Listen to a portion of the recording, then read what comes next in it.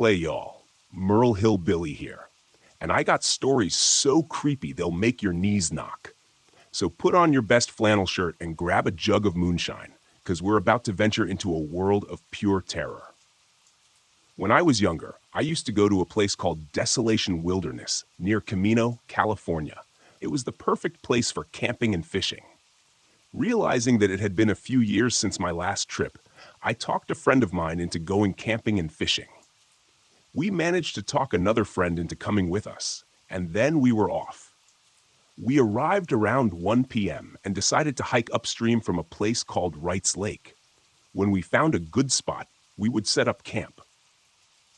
After walking for a couple of hours, a ranger found us hiking and told us that we actually weren't even technically in Desolation Wilderness yet, and that we needed to keep hiking a bit longer. I started tearing down the camp, but I guess the other two guys were not as enthusiastic about the trip as I was. They left for Placerville to find a hotel room. When they left, I hiked up a bit farther, but I started to worry about the amount of time I had to find a place and set up my camp before dark.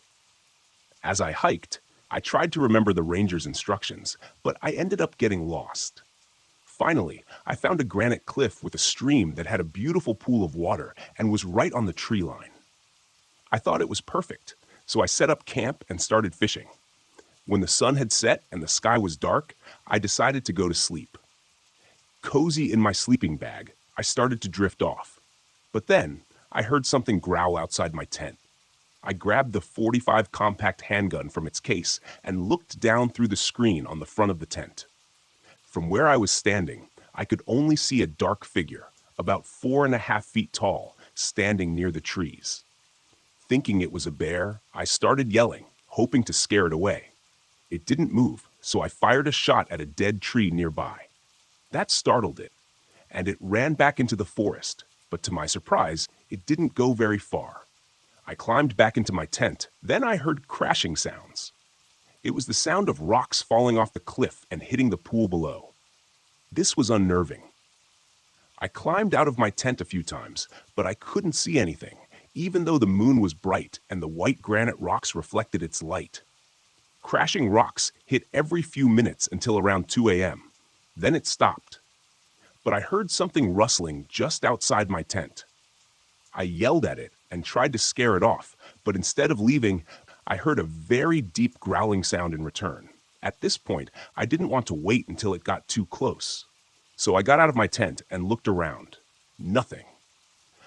I decided to shoot the tree again to see if the creature would react and run back in the forest again, just like the first time. But it stopped again. As I listened to the sounds of its movement, I realized it was running on 2 feet. This was not a bear. I didn't want to go back into my tent. I grabbed my sleeping bag and moved over to the middle of a big slab of white granite nearby. I felt safer. I knew the forest was farther away from me, but I could still hear the noise of rocks crashing. I prayed the sun would come up soon. At about 4:30 in the morning, I was awoken from my light sleep. I looked back at the trees but didn't see anything. Then I looked back over at my tent. There it was, standing at the side of my tent. I panicked, picked up my gun, and shot at the side of the creature, but it didn't flinch. Then, with giant steps, it walked toward me. I shot at it again.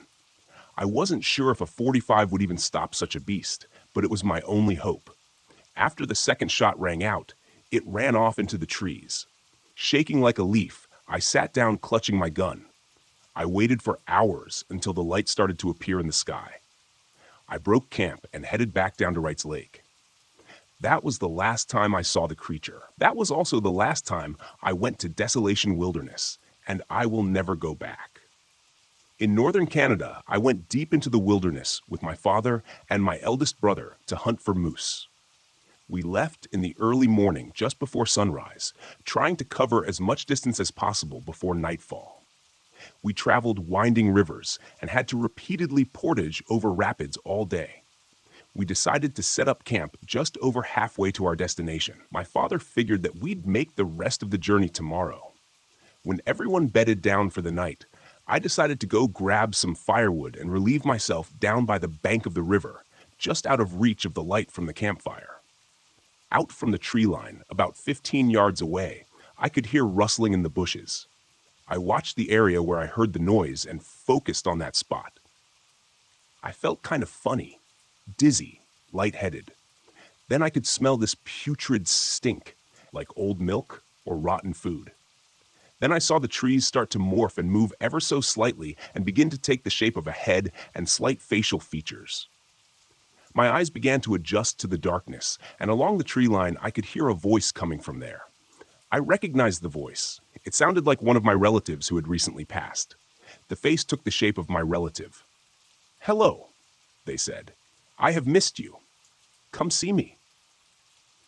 I smiled and stepped forward a bit, but stopped to analyze the situation. My relative's face stopped smiling and became emotionless. The skin began to turn pale and peel away. Chunks of flesh from their cheeks began to fall away, and I felt shock and fear overwhelm my body. I couldn't make sense of it at all. I started to back away and make my way to camp. I didn't realize at the time that I'd been walking toward the voice and was further away from the firelight. The voice became angry and began shouting at me to come here. I turned to run away, but as I looked back one more time, I saw the most disgusting thing I had ever seen. It was rotting flesh on knotted bone, caved-in eyes, and a hollow chest cavity. This humanoid creature was tall and super thin. I ran as fast as I could, trying to yell for help, but fear made my voice quiet and raspy. I ran along the riverbank and could hear heavy breaths and the stomping feet of this thing right behind me.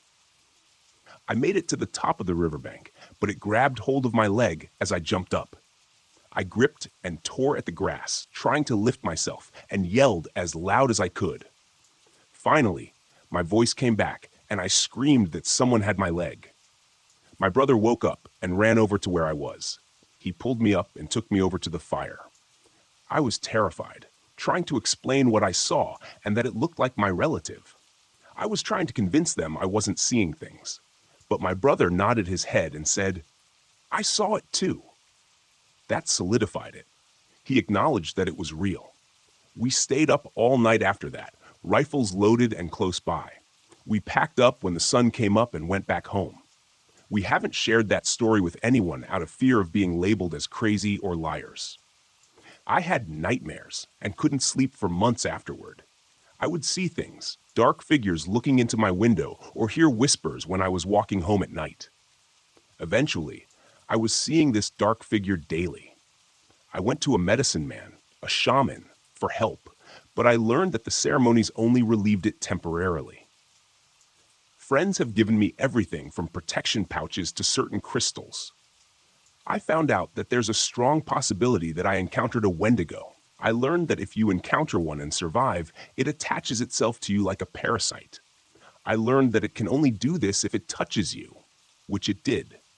Ever since that night, I've been on edge when I enter any forest or wooded area, which sucks because I love being outdoors and hunting and in nature. Now I always feel like I need to keep my back against something when I'm out in the wild. Anyways, make your own conclusions about this. I've paid a price for being an ignorant child to the stories of old. They are real. I can attest to that. Stay safe, everyone. This story happened to a friend of mine, and I share it here with his permission. My friend described what he experienced as follows. In 1986, there was no electricity or road in the village. The villagers had to go to Elazığ, a city in Turkey, to meet their needs. The road to the center was 2 or 3 kilometers from the village. It was necessary to be on this road at 4:30 a.m. to reach Elazığ. There was only one car that went there, and it came back around noon. The road used to go through what was called Kandere, Demon Creek, by the villagers, and they thought strange events happened there and that it wasn't auspicious. Me and 2 of my friends started preparing at 3 a.m. to hit the road. The road we had to cross that included the Demon Creek to reach Elazığ was on our minds. First, we planned to cross the Ridgeway, then the Demon Creek, and enter the highway that leads to Elazığ. Afterward, we hit the road. We lit our cigarettes while being in deep conversation. It was utter darkness. There wasn't even moonlight. We were slowly encouraging ourselves to cross the Demon Creek. Thinking about that moment, we were getting close to it. But first, we had to cross the ridgeway. The path was so narrow that two people could not walk side by side, and it was filled with big bushes. We were moving in a single line. I was the last one in the row. The first guy in the row, named Kamal, suddenly stopped. He mentioned that there was a black dog watching us without moving. On the way, I thought to myself, it's one of our village dogs. My friends were very nervous. We were getting more scared because of the stories we had heard since childhood. Now I was scared too and started reciting Bismillah. I smelled and prayed. The dog suddenly got out of the way and disappeared after moving a few meters into the bushes. After the dog had disappeared, we thought to ourselves, what was the dog doing there? And continued to walk. After walking for 1 to 2 minutes, Camille suddenly stopped again and yelled, "It's the same dog again," before moving a few steps back. The three of us didn't know what to do because of confusion and fear. The dog was looking at us again. I recited Bismillah again. The dog stood up and vanished into the bushes once more. My friend said, "Forget it. Let's go back. Let's not go there." But I said, "We need to cross this road. If we don't, then the day after tomorrow, we'll still have to use this road for shopping." I calmed them down, and then we continued on our path. My friends were, of course, still scared. We were talking about why the dog had appeared again. I tried to calm them down by saying, he's just a common dog, and he's following us. We continued on our path. We couldn't believe our eyes when, after 3 to 5 minutes, a cold black goat was standing on the road, blocking the way. We were so scared, we started to pray and recite Bismillah. The goat suddenly disappeared. Its disappearance made me comprehend that these events weren't ordinary at all, and we were now seriously scared. But going back was not an option. I calmed my nerves, moved to the front of the group, and guided my friends. I was both praying and leading the way. There was only one sharp corner left before Demon Creek. We were shocked when we finished crossing the sharp corner. What we saw was indescribable. A long, white as snow, shining silhouette-shaped mass. Whatever it was obvious that it had arms and legs, but its face was ambiguous. Then it started to create sounds, rumbling, screaming, crying. We closed our ears with our hands. We were throwing ourselves on the ground in fear and flailing. At the same time, it was blindingly bright. I started to recite my known prayers. My friends were yelling, cursing, and completely disoriented. I was thinking about how to escape the situation while staying calm. I dragged my friends away from the incident. As we escaped, the screaming turned into laughter. The laughter echoed in our minds. We headed back to the village, but we didn't know how we managed to return. At the entrance of the village, there was the house of Camille. When Camille's parents saw us, they couldn't believe their eyes. "What's the matter with you?" they asked. Our faces were pale. We couldn't speak, trembling and making noises like dummies. They informed our relatives, who also came. They tried to grasp the situation. I rested for a while, drank some water, and told them the story. The villagers were stunned. They told us to thank God that we came back in one piece. We thought we had saved ourselves, but from sunrise to sunset for 40 days, we had heavy headaches, skin rashes, and huge herpes sores on our lips. Later, I was driving home from work on a 6-lane highway heading west in Hamilton, Ontario.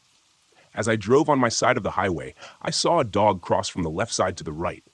That area is full of trees, bushes, channels, and ravines, offshoots of Lake Ontario. When I saw the dog, it was approximately half a kilometer ahead of me. The astonishing thing about this dog, I'm certain it was a dog, was that its length from nose to rump, excluding its tail, covered almost the full width of the lane, 8 feet. It was heading back into a small valley filled with heavy forest and a ravine. I couldn't believe a dog could grow to that size. I still remind my boyfriend of this occasionally. I have no witnesses. This happened to me in July of this year, and I've been thinking about it constantly since. I'll try to sum up the experience as best I can. I'm kind of a mentally ill weirdo. I have borderline personality disorder and complex post-traumatic stress disorder, and I'm a 24-year-old girl who lives alone in the city. just minding my own business. I have a few friends, but I'm not close with my family.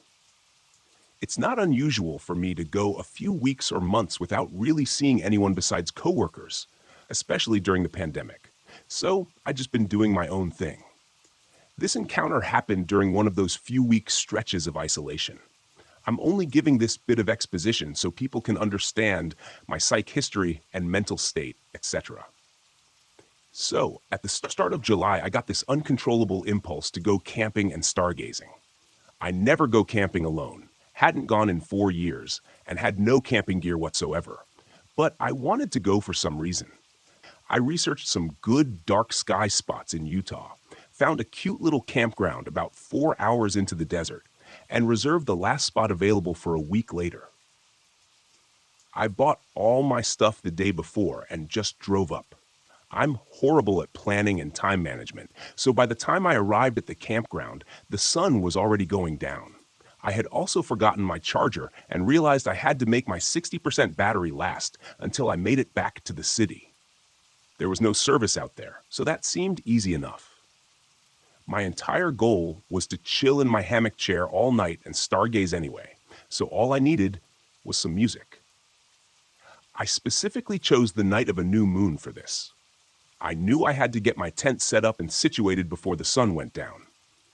There were a lot of others there, but most were families with kids getting ready for bed. I could hear parents reading scripture to their kids before bed, Mormons, and others reading Kindles. By the time everything was set up, it was about 10 p.m. Almost everyone turned off their lights and went to sleep. This really weirded me out at first. It was the perfect night for stargazing. I didn't see a single other person setting up a chair, no telescopes, no one even outside their tents looking up. Eventually, I figured they all probably just wanted to wake up with the sunrise. Sleeping in wouldn't exactly be pleasant in the desert heat. I worked night shifts, so staying up wasn't an issue at all.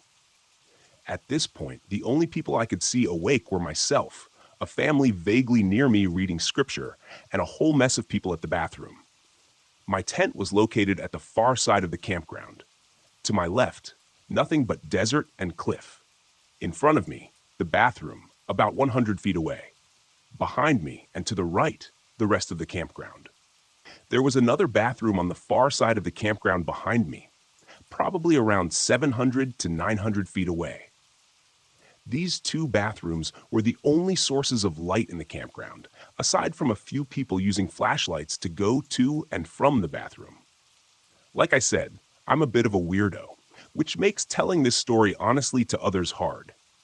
My goal on this trip was to grieve and move on from a lot of loss I experienced the year before.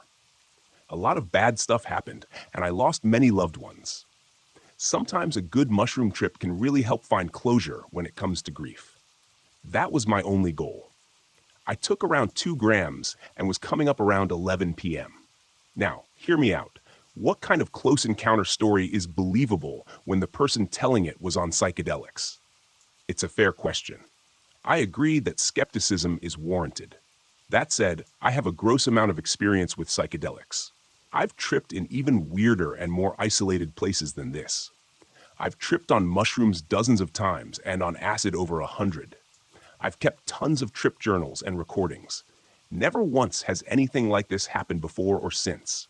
I've never seen things or entities, never had paranoia about something being there that wasn't. My trips are always the same. Textures get wavy, emotions heighten, I feel peace in my mind. That's it. I'm convinced what happened in the desert wasn't caused by the drugs. It simply happened while I was tripping. It would have happened even if I hadn't taken anything. That's just my opinion, though. I definitely invite skepticism. So I was coming up ready to stargaze. I needed to pee, though, and all the people hanging around the bathroom were making me nervous. No one else seemed to be awake. No lights on, no tent flaps open. Eventually, I caved and went to the bathroom. No one bothered me. I started walking back to my chair. My spot was close to the bathroom, and I could walk from the front of it in a straight line in the dark and always hit my tent in about 25 seconds. Because it was that easy, I didn't bother turning on my flashlight. Plus, saving my phone battery was still a priority. As I walked through the dark, I saw the outline of my hammock chair and a person standing right next to it, staring at it. I froze and stared. I was super confused. Why was this person in my camp spot, alone in the dark, staring at my chair? Maybe they were curious. I waved at them, but they didn't respond.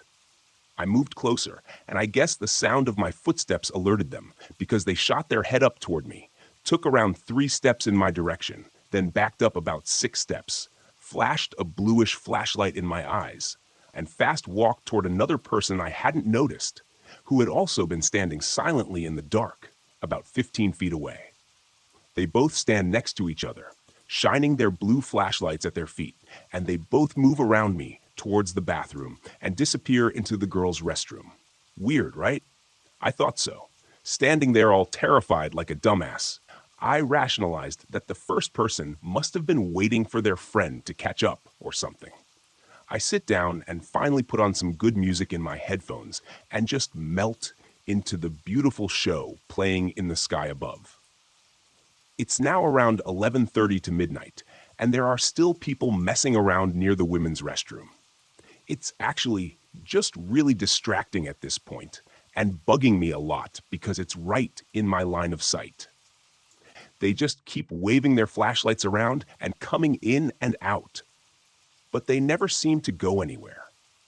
They'll walk out of the restroom, turn their lights off, and just walk into the dark without their lights to guide them.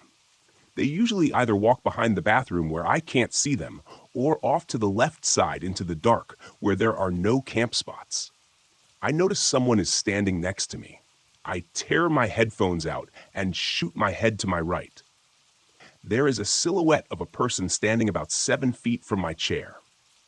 I am frozen and spooked pretty bad.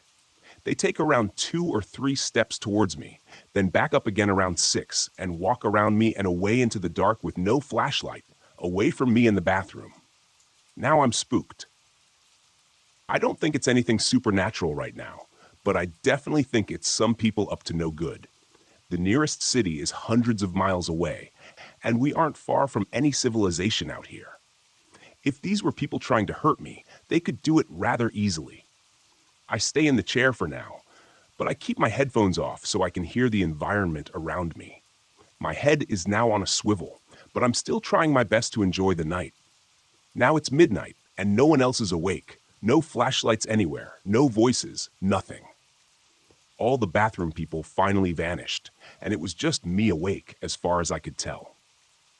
With my headphones off, I started to notice sounds now.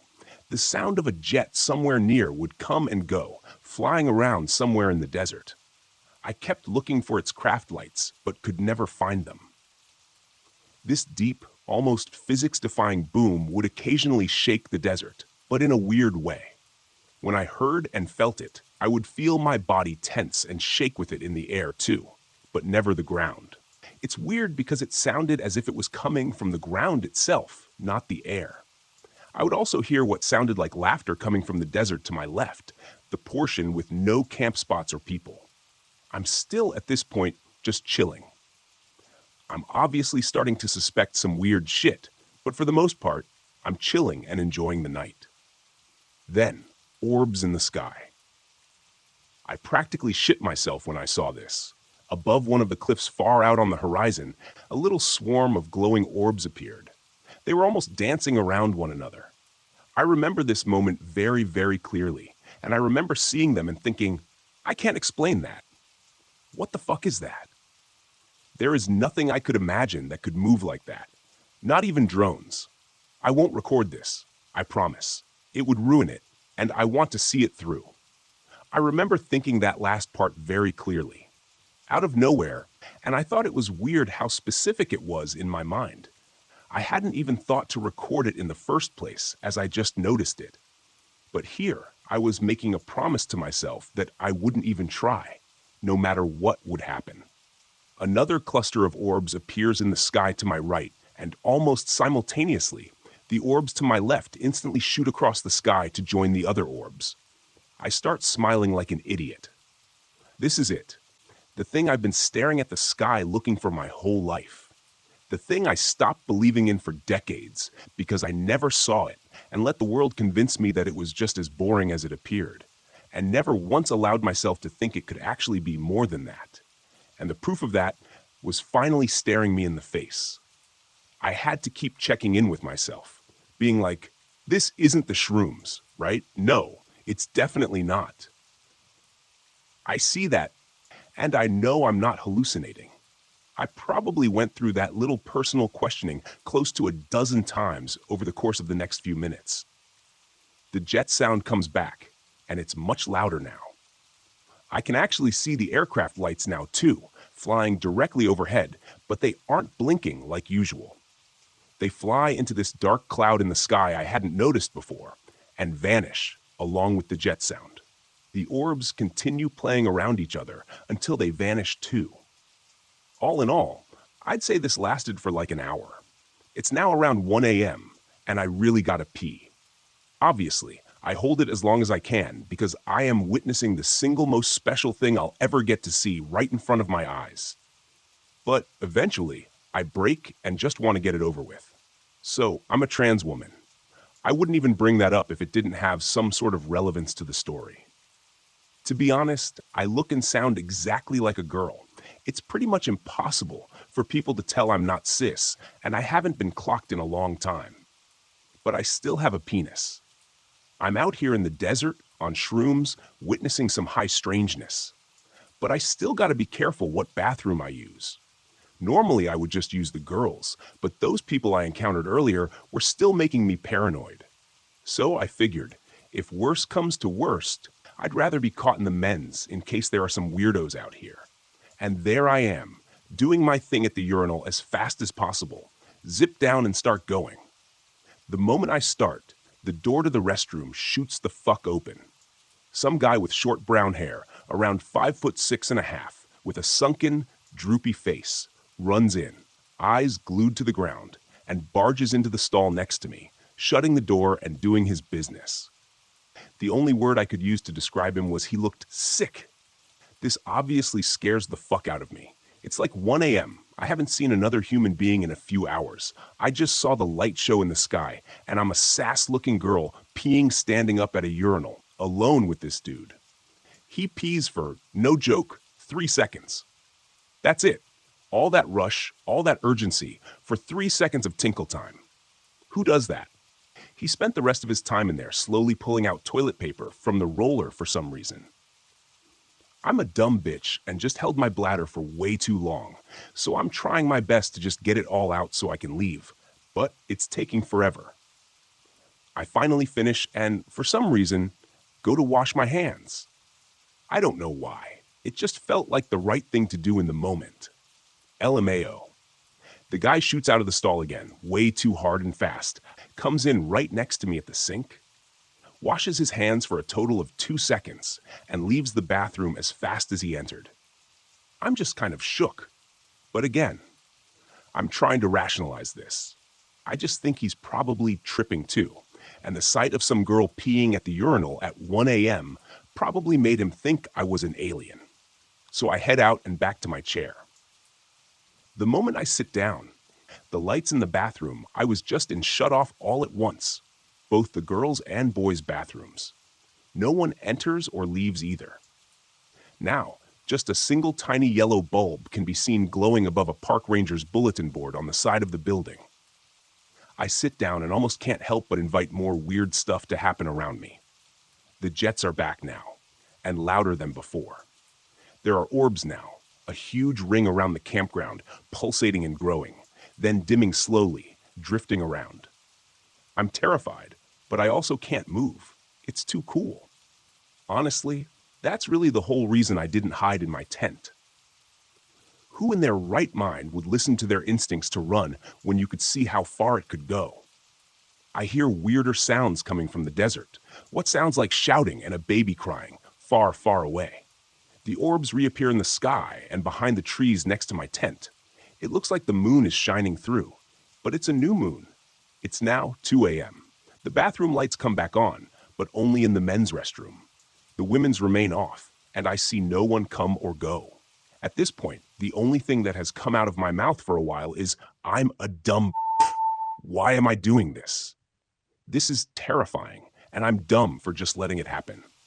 I'm very aware of my desire to run and give in to the fear, but that's highly outweighed by my curiosity. At least it was. Until a person came from seemingly nowhere with no flashlight and no clear direction.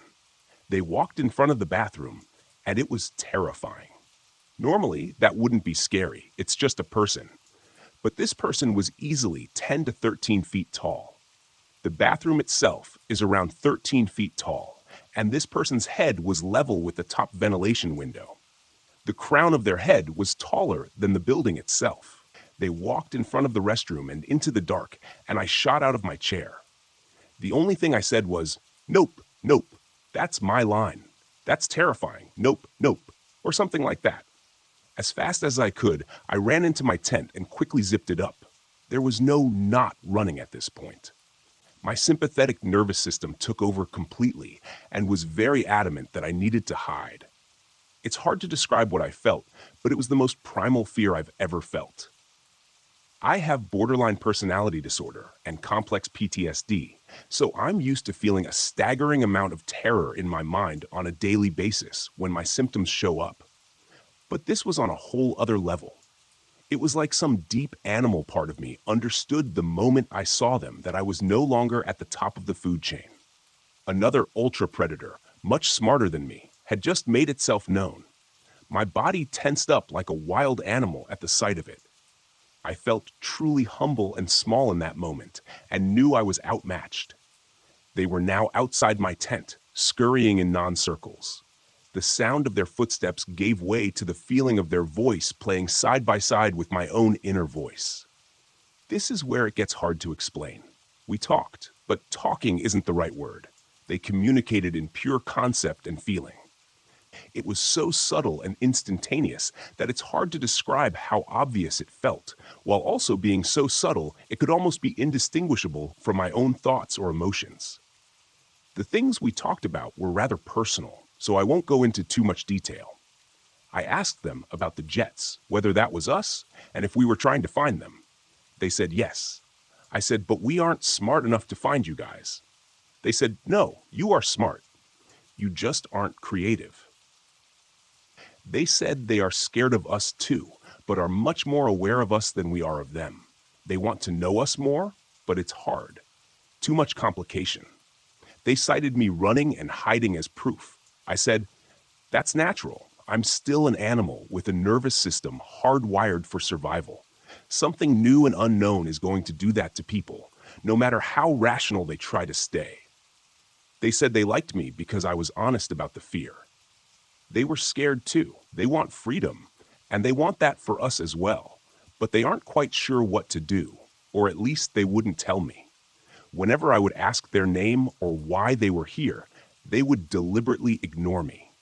They also seemed to get a kick out of messing with me, also citing that as a reason for the contact. They did one thing that really stuck with me. They showed me that they have always cared and always will. It's hard to describe the feeling they gave me, but it really was unconditional love. They called me family and kept expressing their love for me. They told me that I chose this. I didn't really get that part, but when they said it, all these memories from my childhood flooded in. I'm still struggling to draw any connections. After a while, of course, I had to pee again. I did, and nothing happened. I went back into my tent, ate some trail mix, and recorded an audio note of what we had just talked about so I could remember as much as possible. Then I noticed the time on my phone said something like 11 a.m. My phone has never messed up like that before, changed the time on me. It was a little validating to see, to be honest. It was very clearly still the middle of the night, not 11 a.m. I left the tent and they messed with me some more. More orbs in the trees, lights going off in the bathrooms, etc. Eventually 5 a.m. hit and they were gone. The sun came up and I headed home. There's a lot of detail I skipped over as this post is already way too long, but there you have it. Like I said, I don't expect anyone to believe me. I invite the skepticism, honestly, I was under the influence of a psychedelic substance, but I have to say, out of the hundreds of trips I've had, I've never experienced something like this before or since. I truly believe that these events happened and that the drugs were not responsible for their inception whatsoever. What to take away from it? I don't know, to be honest. But it was amazing, and I want to meet them again. I am extremely humbled. Now I believe in other beings again and have this sense of family and home in myself I've never quite had before. Has anyone out there met them too? I'd love to hear your story if so, and let you know you aren't alone in your experience. They are out there, and they do exist. Thanks for listening, cowboys and cowgirls. Hope you enjoyed these stories. Tomorrow, we dive deep into the horror of the American countryside. See you then.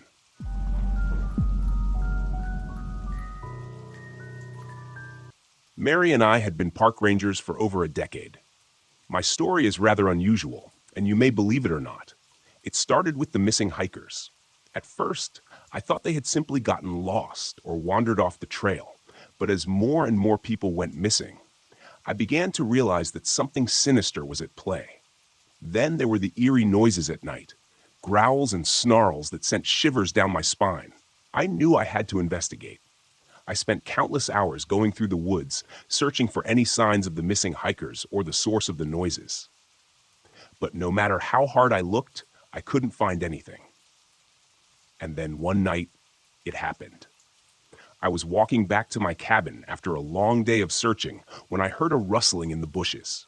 I reached for my flashlight and shone it in the direction of the noise, but all I could see were two glowing eyes staring back at me. Before I had a chance to react, the creature lunged at me. It was massive, easily 3,000 pounds, and had 5 legs instead of the usual 4. Its fur was matted and its teeth were bared. I knew in that moment that I was in serious danger.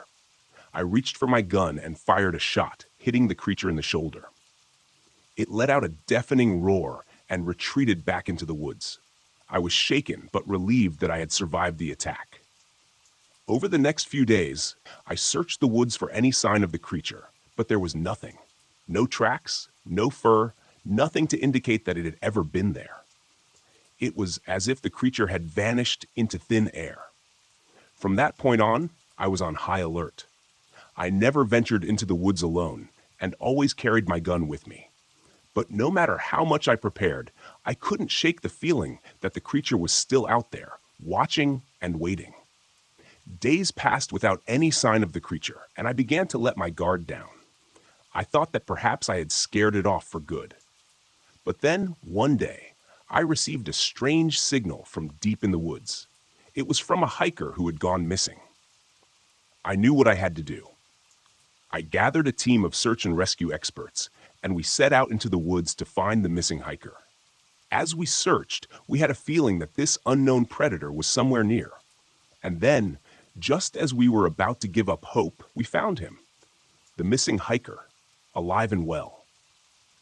He told us that he had been wandering through the woods when he heard a rustling in the bushes, and then out of nowhere, the creature had appeared, staring at him with those glowing eyes. But this time, it just growled and went back into the woods.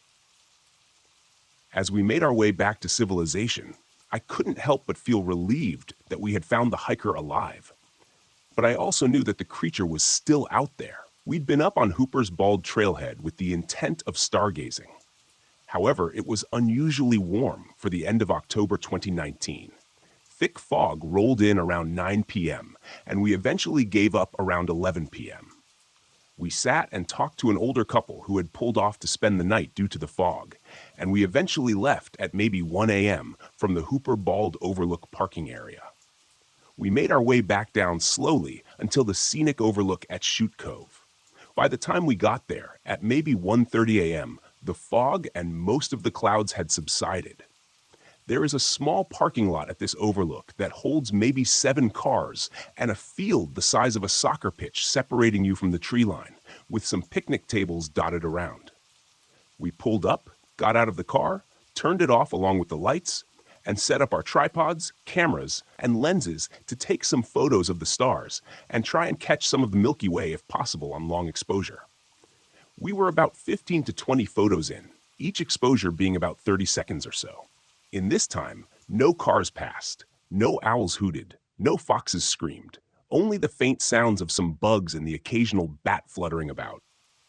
Later on, it was eventually deathly quiet. No sounds, not bugs chirping, nor bats fluttering around, not even leaves rustling in the wind. It was eerie, to say the least. I got the feeling a little uneasy. I can't pinpoint why, but I was getting that fluttery feeling in my chest. We kept taking pictures for a few minutes longer. But as time went on, we could hear some things going on in the woods, namely, what I could best describe as either stones being tossed or shuffling in the tree line. I ignored this for maybe 5 minutes or so. To me, it sounded like it was at our 10 and 2 o'clock positions, relative to where we were. There was also an occasional wood-on-wood sound, but not like a branch falling. It was repetitive and slow, and only one hit, unlike a branch that would hit a lot on its way down. After what sounded like a branch snapping to our 9 or 10 o'clock, my fiancé just said, "Did you hear that?" I said quietly, "Yes." "Was that the first one you heard?" And they responded back, "No, we need to leave." We had both been scanning the tree line, but were unable to see any direct movement. It spooked us both so badly, we packed up the cameras and walked backwards to the car, never turning our backs to the direction of the sounds. We opened the doors, tossed our gear into the back seat, got in, and locked the doors. Basically, as soon as we reached the car. We sat in it for about 2 or 3 minutes after cranking it up and turning on the lights, but never saw anything. I am a fairly avid hiker and primitive or semi-primitive camper, and have run across deer, bear, and even the occasional wild dog or coyote. But nothing has ever just given me the willies before. It was uncanny and unnerving. My fiancé said it was like they just had the primal urge to run, like we were being hunted or stalked. I had the same feeling, like something was there, or a small group of somethings, and they were closing in. By the time we got in the car, I felt like we were prey. We never saw anything. No animal, no creature, no glint of eyes in the tree line. I would like to think we didn't just get scared over nothing, but who knows? Late at night, where we can't see or hear well, our minds can play tricks on us. I've chatted with them before posting this to make sure I recalled it the same way.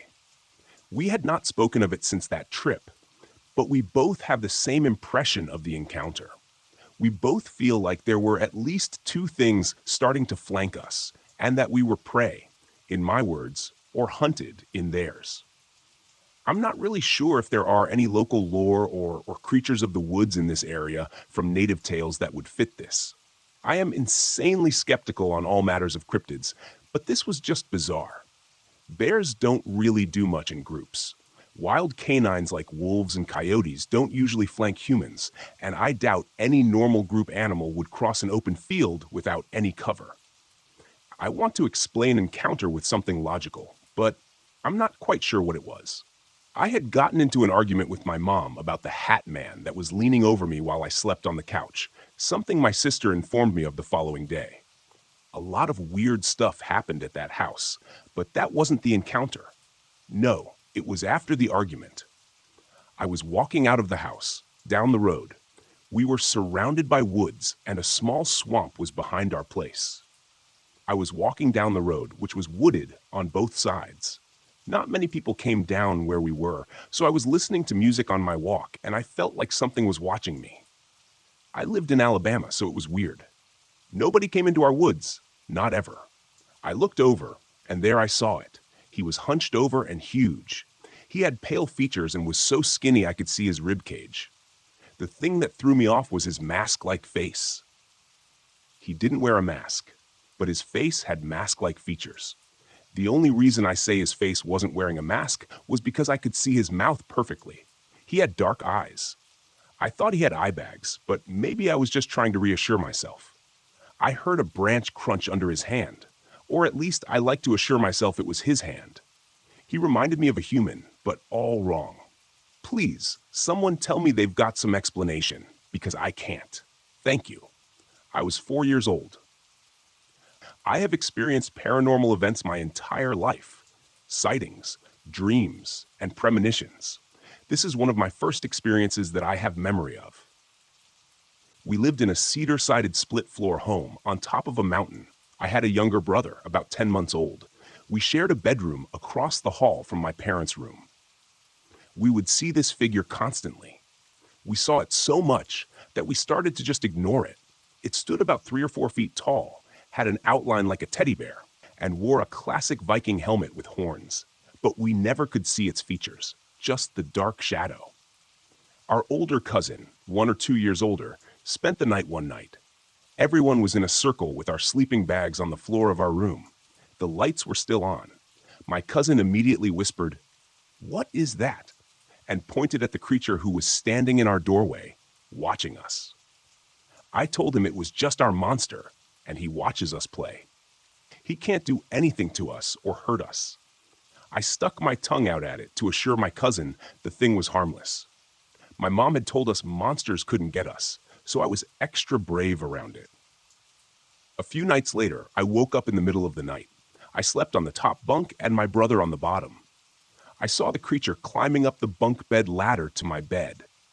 To this day, I have no idea why or how I was brave enough to do this. But I moved to the ladder and sat in front of it, blocking the creature from coming up. It stopped climbing, but we were inches from each other's faces.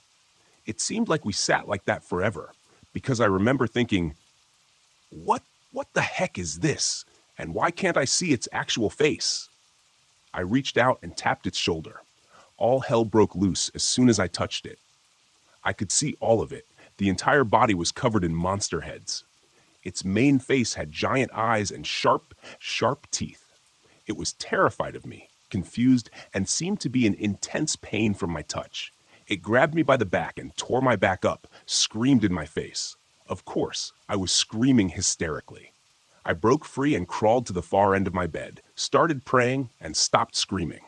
By this time, my mom ran in, and all I could say was, "Monster."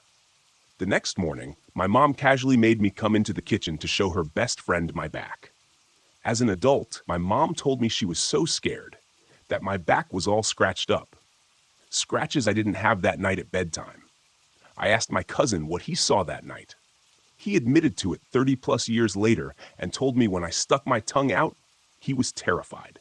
As an adult, my brother described the exact same appearance of it after having a summer encounter shortly after mine. He passed it on our basement stairs and it screamed at him. After my encounter, I never saw it again. My son, who is 3, is terrified of shadows, and he knows the difference between normal shadows. He tells me one walks around in his room. Is it the same thing? What the hell is it? While I was cutting cross-country along the Maxwell Book Trail to some reprieve above my camp, I found 2 impressions in a dung pile unlike any I've seen before. The prints were about a quarter-mile apart, but on the same ridge and identical in size, both having a prominent big toe impression. The dung pile was 12 to 14 inches in length and as big around as a 50-cent piece. I also had a visitor outside my tent at 4 a.m. I was awake and drinking coffee in my dimly lit tent. I keep the gas lantern down low to cut down noise and listen for buggling elk, so I should have heard any animal approach. But I heard nothing, until a sliding, scraping sound followed by a loud thud, like a person sliding at a log or a stump just a few feet outside the tent. I listened for the critter to leave, but I heard no sound. It concerned me that nothing ran away, so I grabbed an axe, went outside, and yelled, but still no movement. It was big. The thud it made was louder than I could make stomping on the ground. I forgot to mention that right before the sound, I heard a low growl that made me look down at my stomach and wonder why I didn't feel my stomach growling. It was low and long. I thought it was me at first. I bought a cottage on Mattagami Lake in June 2000. Mattagami Lake is located approximately 90 kilometers south of Timmins, Ontario, off Highway 144 towards Sudbury. It's a water access cottage, and all the lots in our area are in the 1.5-acre range. We've spent every summer there since. I also grew up spending all my summers at our family cottage since the age of 5, so I'm no stranger to being surrounded by forest. I'm very familiar with the sounds of nature and wildlife in the area. As kids, we used to wander off into the odd logging roads behind the cottage in the middle of the night. No flashlights, no care in the world. We never came across anything remotely scary, strange, or unexplained. Anyway, back to adulthood. One night about 10 years ago, my wife and I were at the cottage on an early spring weekend. I believe it was either late April or early May. The only other people around that weekend were our neighbors, 2 doors down on one side, and my wife's parents, 3 doors down on the other. I know our neighbors well. They're in their 70s and never wander outside after dark. Nor do my wife's parents. It was about 9:15 p.m. and getting dark fairly fast. My wife and I were sitting by the fire behind the cottage, facing the woods. The forest behind the cottage stretches for many miles. My wife decided to go to bed, and after she went inside, I sat quietly, staring at the fire, when I heard what sounded like 3 whacks in the distance behind the cottage.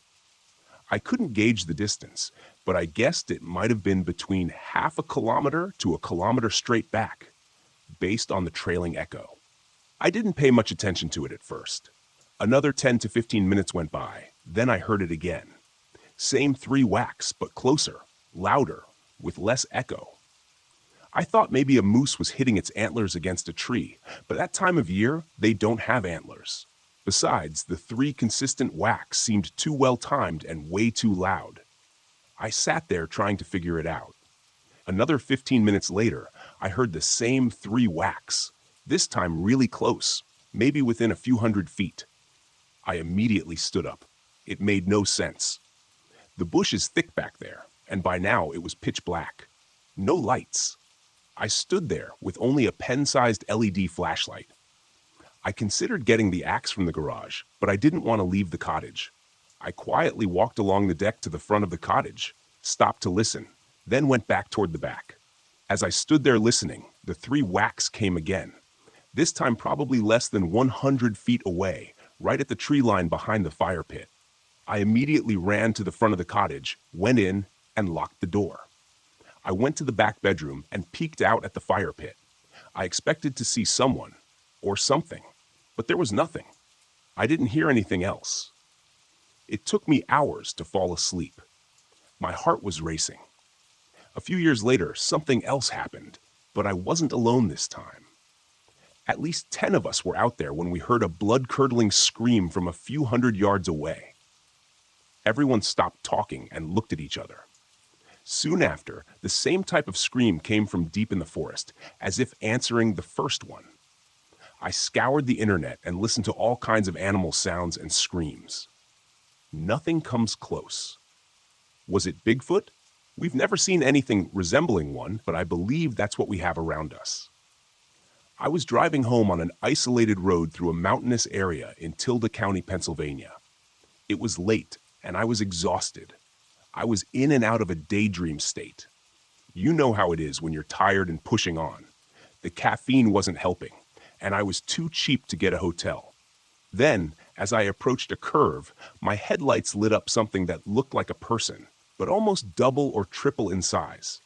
I swerved to avoid it and woke up immediately. I wasn't sure if I clipped it, but my car slid into a ditch. I got out to check if I'd hit someone, but there was no one. I was certain I saw something. The car was stuck. I sat in it, thinking I saw movement. Then the driver's side window was suddenly blocked by the drenched, furry body of something large, on 2 legs, but definitely not human. It peered in the window, ugly, evil-looking, long wolf-like snout, yellow fangs, and eyes that glowed unnaturally. It scratched the window with a long claw, grinning, as if it knew I couldn't run. Then another one appeared, and another. I don't know how many. I was frozen in fear. Then, in an instant, they were gone. I didn't understand why, until a pickup truck pulled up behind me. An old man stepped out, asked if I was okay, and pulled me out of the ditch. I told him what I saw. He got a strange look like he'd heard it before, but wouldn't say more. That was in November 2020. I'll never forget it. I can only imagine what may have happened to me if that old man had not come to my rescue. This was back in '66 or '67, not sure. I was between 17 and 18 years old. Me and three friends stayed the night out in the desert of Adelanto, California. One of them lived in a trailer in the middle of nowhere, which was fine because we were partying. Something happened during the kickback, and I got mad, stormed off outside, and walked for a good 5 minutes. All of a sudden, the hairs on the back of my neck stood up. I was confused by this unintentional reaction to God only knows what.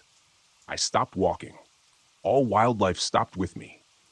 No more crickets, no owls, dead silence.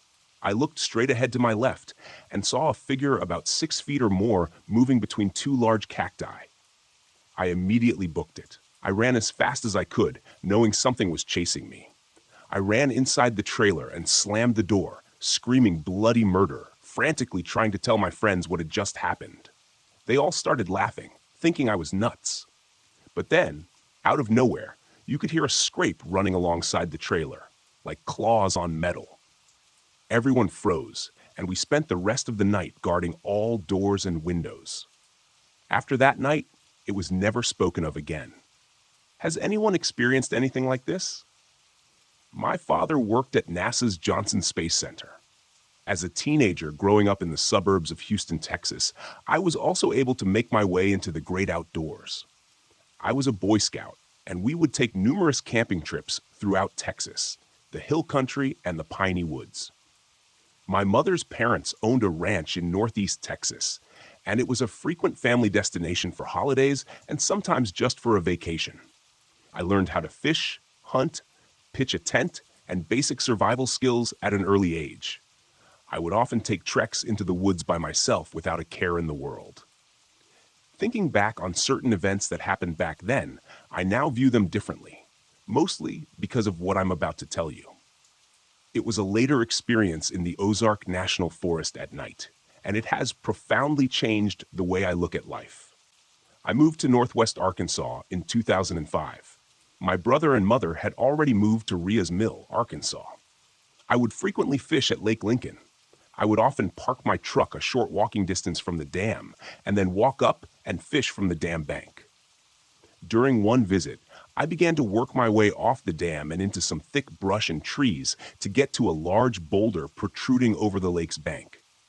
As I approached the tree line, I began to have an eerie feeling. It came over me out of nowhere. Now, I've been in the woods alone many times before and never felt this sensation. I quickly grabbed my rod and reel, along with my tackle box, and made it back to my truck. I have not been back to Lake Lincoln since.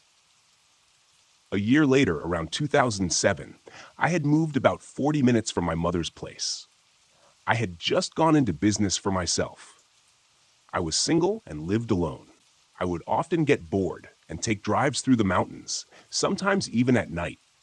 One late night, I decided I needed to get out for a long ride. I was going to head to my mother's place. I started down the freeway and then exited onto Highway 16. I continued down Highway 16 for about 20 miles, then turned left onto County Road 33. It was another 10 miles or so before turning off to get to my mother's home. I crossed the Illinois River Bridge and made a sharp curve to the left. It went up a steep hill and then entered the Ozark National Forest. It was dark, only my headlights lighting the way. At the time, there was no cell service. I was smack dab in the middle of nowhere. I reached Wellington late. As I began to climb the next hill, I remembered a small pull-off lookout to my left. I needed to relieve myself. I pulled my truck over, crossed the oncoming lane, and parked on the lookout shoulder. I left the motor running with the headlights on. I stepped out, leaving the truck door open, and began to relieve myself. To the right of me was somewhat of a cliff. I could see a small pond on the opposite side of the lake, which was to my left. I found myself fixated on that ridgetop. Then I had this overwhelming feeling come over me. The hairs on the back of my neck began to stand up, and goosebumps ran down my arms. There was a strong sense that someone or something was watching me. I was standing outside a lit-up truck in the middle of nowhere. I was a sitting duck. I quickly finished, jumped into my truck, threw it into drive, and squealed my wheels up the hill. Some years later, I married and became a father. My family and I went hiking through the same lake area, but on the other side. There was a rock-covered enclosure that Parks and Recreation had built some years back. While there, those same eerie feelings came back. Something wasn't right. I kept it to myself, and we finished our day of fun. A short time later, I found myself researching Bigfoot sightings in Arkansas. A significant sighting had been documented in that same area just prior to my roadside event. I also read of a sighting of a red-headed Bigfoot digging in the sand underneath a bridge along the Illinois River. I found out the sightings had been documented all over this area, dating back many years. Then I began to think of my childhood, and things began to add up. Like the time my grandmother told my brother and me not to venture back into certain parts of the wooded area. Or the times Grandpa's bird dogs would go into a barking frenzy in the middle of the night, and he would step outside, shooting a shotgun into the air. I can't venture into the woods much anymore, certainly not alone, and certainly not at night. I'm a Bigfoot believer. I truly feel that my overwhelming strange feelings were the result of a Bigfoot either watching me or being in the area. As a park ranger, I've always loved exploring the wilderness, and I've seen some strange things over the years. But nothing could have prepared me for what I found deep in the heart of the park. It was a hot summer day, and I was on patrol, making my way through a dense thicket of trees when I stumbled upon a small town. It was unlike anything I had ever seen before. At first, I thought I had stumbled upon some sort of movie set. The buildings were small and rustic, made of weathered wood, and surrounded by gardens filled with herbs and vegetables. The people who lived there were Native Americans, and they all seemed busy with their daily tasks. They stopped and looked at me as if they were surprised to see me. As I approached, I was greeted by a man who introduced himself as the leader of the community. He explained that they had been living there for generations, in harmony with nature and each other. They had no interest in the outside world and preferred to keep to themselves. I was fascinated by their way of life and spent the next few hours talking to the locals and learning about their customs and traditions. But as the sun began to set, they started to warn me about something I had never heard of before: the Wendigo. They told me the Wendigo was a dangerous creature that roamed the deep woods, preying on anyone foolish enough to venture into its territory. They warned me to stay away from the woods at night and always be on the lookout for any signs of the creature. I didn't believe them, of course. I'd seen my fair share of dangerous animals in the park, but I had never heard of anything like the Wendigo. I thanked them for their hospitality and went on my way, convinced they were just trying to scare me. As I made my way back to the ranger station, the sun had already set, and the woods were shrouded in darkness. I heard strange noises coming from the trees, and I could feel a sense of unease creeping up on me. It was as if the forest itself was alive and watching me. And then, out of nowhere, I saw it. The creature was unlike anything I had ever seen. It was tall and emaciated, with long, bony limbs and piercing red eyes. It stood there watching me before disappearing into the woods. I was terrified. I had never felt so alone and vulnerable in my life. I tried to run, but I quickly realized I was hopelessly lost. The woods seemed to stretch in all directions, and I had no idea which way to go. As the night wore on, the creature continued to haunt me, appearing and disappearing, as if toying with me. I was cold, hungry, and scared out of my mind. And then, just as suddenly as it started, it was over.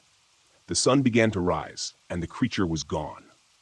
When I finally made it back to the ranger station, I was a mess. I had never been so scared in my life, and I knew I had come dangerously close to becoming the Wendigo's next victim. I tried to tell my colleagues what had happened, but they didn't believe me. They thought I was just tired and imagining things. But I knew what I'd seen, and I knew I would never forget the terror I experienced in those woods. From that day on, I made sure to listen to the warnings of the locals and always be on the lookout for any signs of danger, because in the deep woods of the park, you never know what might be lurking just beyond the trees. This was my boyfriend's experience, not my own. He grew up in Mesa, Arizona. Really early in the morning, when he was pretty young, He woke up and couldn't fall back asleep. He looked out the window of his bedroom, and there was a man-wolf crouched down on the driveway, facing the window. He described it like a man with a wolf skin or head on top of him.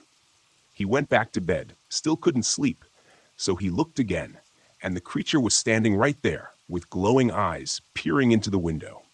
He freaked out, crawled back into bed, and just tried to fall asleep. Could have been a dream. Thanks for listening, cowboys and cowgirls. Hope you enjoyed these stories. Tomorrow, we dive deep into the horror of the American countryside. See you then. Can you tell me what time you are listening to this video? How do you feel about my video? If you like, please like and subscribe, and comment to let me know. That is a great motivation for me. Thank you, guys.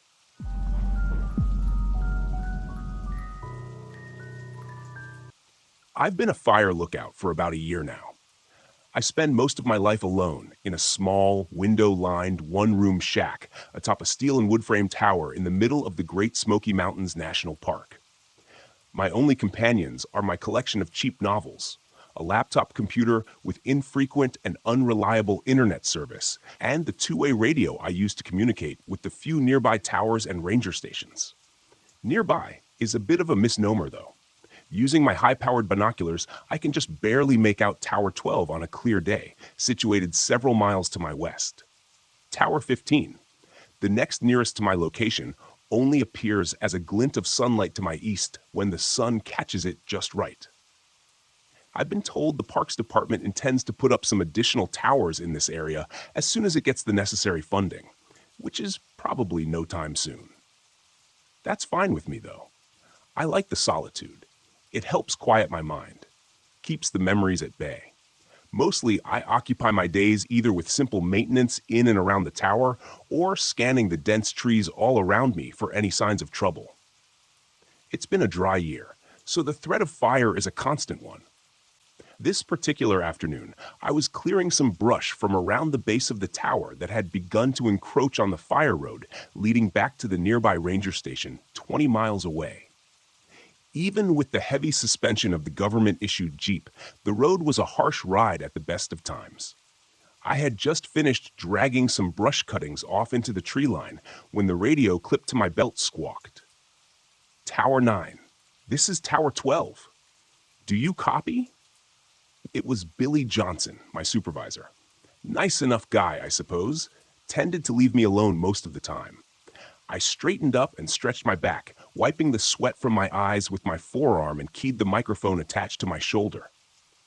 Go for Tower 9, I replied as I replaced the shears and bow saw into the small storage shed near the base of the stairs. John, do you have eyes on a bit of smoke north of your position? Stand by, Billy, I said, snatching up my water bottle and jogging to the metal staircase that wound its way around the tower. I didn't bother locking the 8-foot chain-link fence surrounding my little compound. Chances were, I'd be back soon enough. Reaching the top, I stepped through the trapdoor and onto the walkway that circled the cabin, closing it behind me. It was habit at this point. The last thing I needed was to take an errant step and tumble down through the open hatch. I'd probably end up breaking my neck. As I passed by, I reached into the open door of the shack and grabbed the binoculars hanging on a nearby hook. Rounding the railed corner of the walkway and turning my attention to the dark green blanket of trees stretching out before me, I saw the smoke almost instantly. A thin trickle of wispy white haze rose lazily above the canopy some distance off. Probably just some campers, I figured, though there weren't any approved campsites in that area.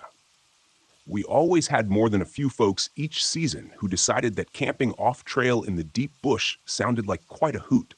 Most of them come back just fine, oblivious to the danger that this wilderness presents to anyone not adequately prepared. Some of them have to be brought out by search and rescue.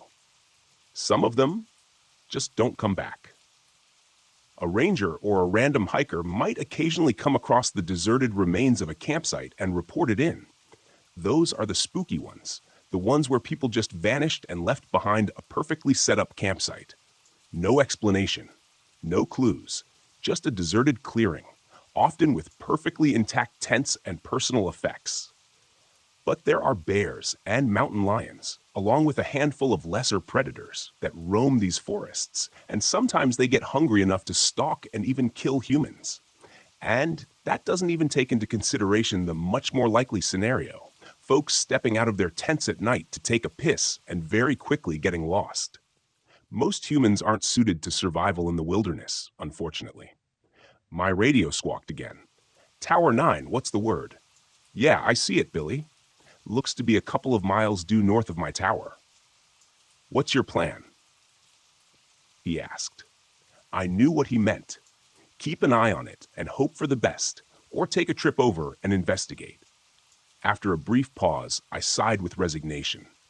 It's probably just a campfire, but I guess I better head over and take a look to be sure. I didn't relish the thought of trekking to that area of wilderness, to be honest. It was the only area I hadn't explored during my time here. There weren't many trails heading in that direction, and the ones that did were badly overgrown and too narrow for the Jeep. A couple of miles hike might not seem like a lot, but when you're out here alone, the dense trees seem to stretch on forever. 2 miles can feel like 100. Roger that, John, Billy replied. Take your pack and your rifle. Check in periodically.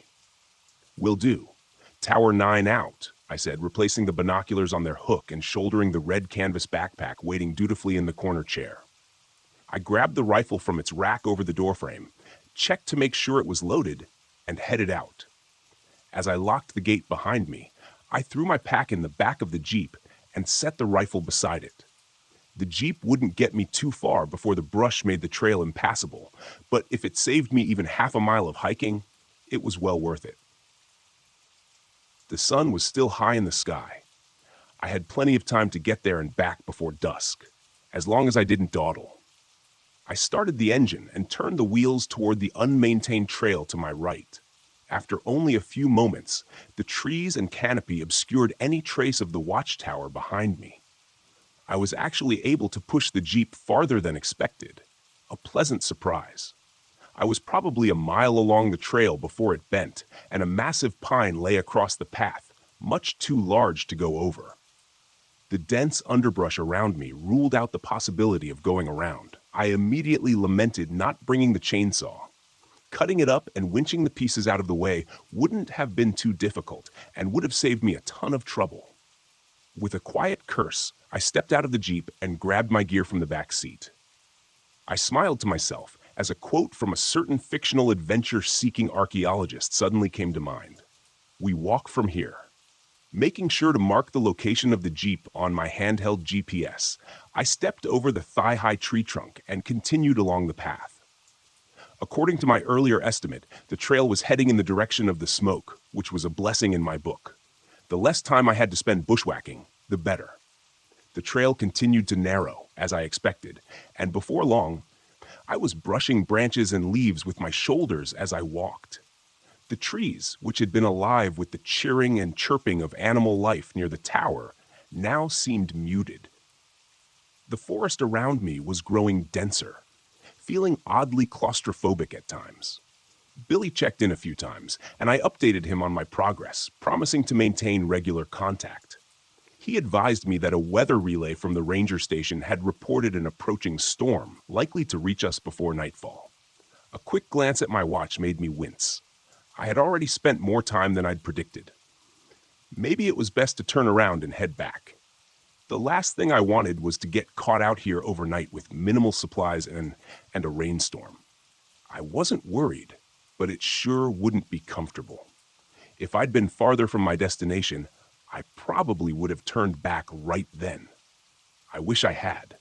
Within another 20 minutes, however, I smelled the faint scent of a wood fire. Not strong, but definitely there. I was even more certain of what I'd find when I reached them. When I stepped out of the now almost non-existent trail, I found myself in a sparsely treed area amidst a dozen or so wooden shacks, and I halted in surprise. I had reached the base of a hilly rise covered in heavy forest, and these old, forgotten cabins looked like they had belonged to some sort of small settlement. Perhaps an old logging camp, I thought. I didn't know this place even existed, and made a mental note to research it when I got back to my tower. I keyed the microphone. Tower 12, this is John. Do you copy? Billy replied, his voice staticky and distant. Hey, John, Tower 12, what's your status? I frowned and looked around at the towering trees all around me. I suppose I was asking more out of the portable radio than was reasonable. I was lucky I still had any signal at all. I found what looks like an old logging or trapping camp, I said, meandering among the decaying and derelict cabins. Most had collapsed roofs and were barely standing. The campfire has to be nearby. I'm going to take a look around a bit more. There was a pause before Billy spoke again. What's your current location, John? I glanced at my handheld GPS and relayed my position. Another pause. John, I think you should probably just turn back. Come back, okay? You don't have many more hours of daylight left, and that storm looks like it's getting worse. Something in his voice sounded off, but I couldn't quite place it. Nervous, maybe? I couldn't blame him. My safety was his responsibility, and the idea of one of his lookouts being caught out in a storm overnight probably didn't sit well. Coincidentally, it didn't sit well with me either. You may be right, Billy, I replied, turning around and casting my eyes over the area. I'll just head. I stopped as my eyes caught sight of a bright yellow nylon tent just beyond the last of the structures. Repeat your last, John.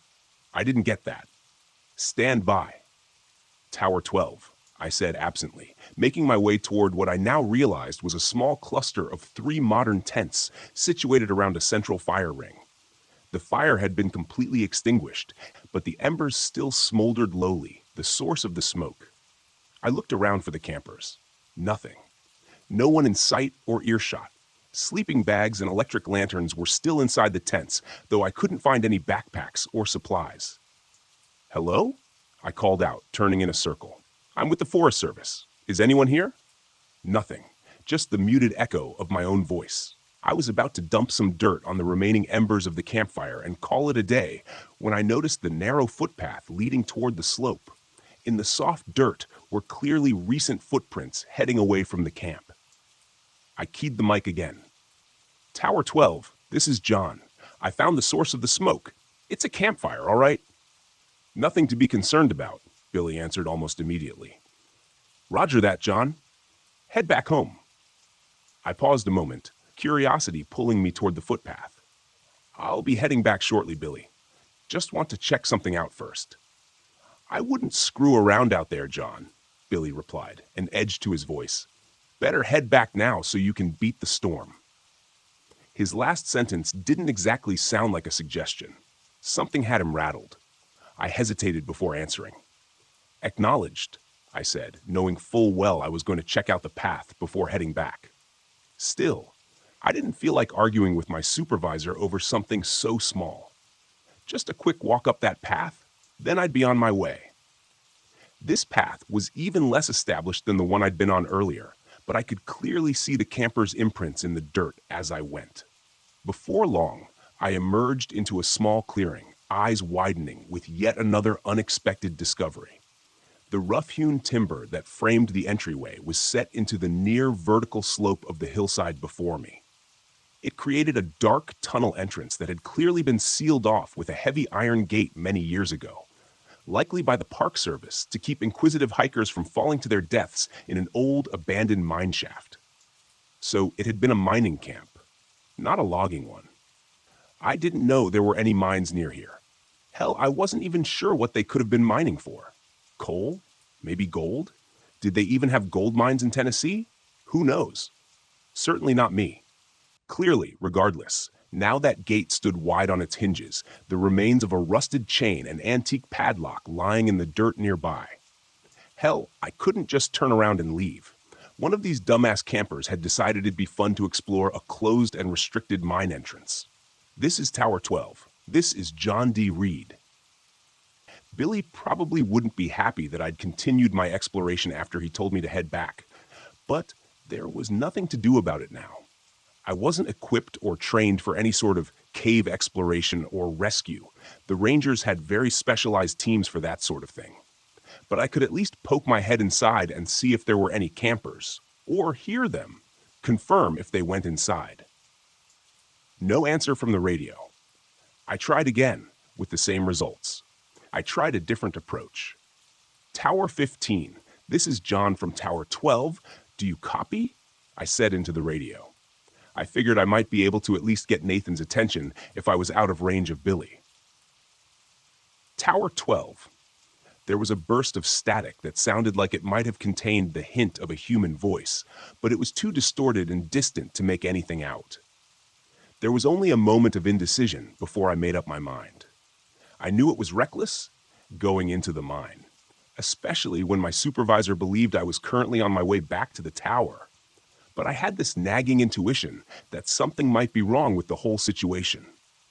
Maybe someone was hurt and needed help. I couldn't just leave them there, knowing that I might be their only chance of rescue. In retrospect, I should have turned back and called it in to the ranger station. They could have mobilized the search and rescue teams that specialized in cave rescues. I should have. But I didn't. I pulled my powerful LED flashlight from my pack, turned it on, and headed into the pitch-black darkness of the mine entrance. The walls and floor had been smoothly carved many years ago, which made my footing uneventful, and the tunnel itself was mostly a straight shot. Several times during the first few minutes, I turned back to watch the bright square of daylight at the entrance gradually shrink to a pinpoint of light. By the time I'd taken the first dogleg turn of the tunnel, I was in complete darkness. It was a very strange feeling, oppressive almost. At one point, I turned off my flashlight experimentally, but after only a few seconds, I quickly flicked it back on. In that short time, my heart had been pounding in my chest, and some primal fear had begun growing inside me. It took a moment to calm myself. The darkness was absolute. It was almost as if you could feel it pressing in on you. My footsteps seemed much louder than they should have on the dirt floor, and the air was growing cold and damp the further I went. After another 100 feet or so, the smoothly carved tunnel ended abruptly in a wall of rubble. I couldn't tell if it was a cave-in at some point, or if this was simply where the miners stopped digging and hadn't bothered to remove the debris. But either way, it certainly appeared to be the end of the line. And then I saw it. I almost missed it because of the way the light and shadows played over the head-sized rocks strewn before me. But when I looked closer, I realized I was looking at a ragged hole in the wall. It was only 5 feet across or so, and definitely didn't look like the deliberate formation of the tunnel I was standing in now. It almost looked like the miners had broken into a natural void of some sort. Interesting. But there was no way in hell I was going in there. I was definitely not trained or outfitted for any sort of spelunking trip, and it didn't seem the sort of thing suited to the learn-as-you-go method. Just as I was turning back to make my way out of the mine, I heard the distant sound of voices echoing from the opening in the stone wall. The sound was faint, and may have just been my imagination, but I didn't think so. "Hello?" I called, pressing my face into the black abyss of the hole. "Can you hear me? I'm with the Park Service. I'm here to help you." Nothing. The air from beyond the breach was cold and smelled stale. Old. Wrong. It felt as if I didn't belong here. None of us did. There was a long moment of unbroken silence, and then I heard a voice again. Closer this time. "Did you hear that?" it said, presumably to a companion. It sounded like a young woman, nervous, uncertain. "Hello? Someone there?" That settled it for me. I carefully crawled through the opening into the space beyond. Shining my light around, I found myself in a small natural chamber, maybe 30 feet across, with an uneven ceiling of jagged rock that barely cleared my head.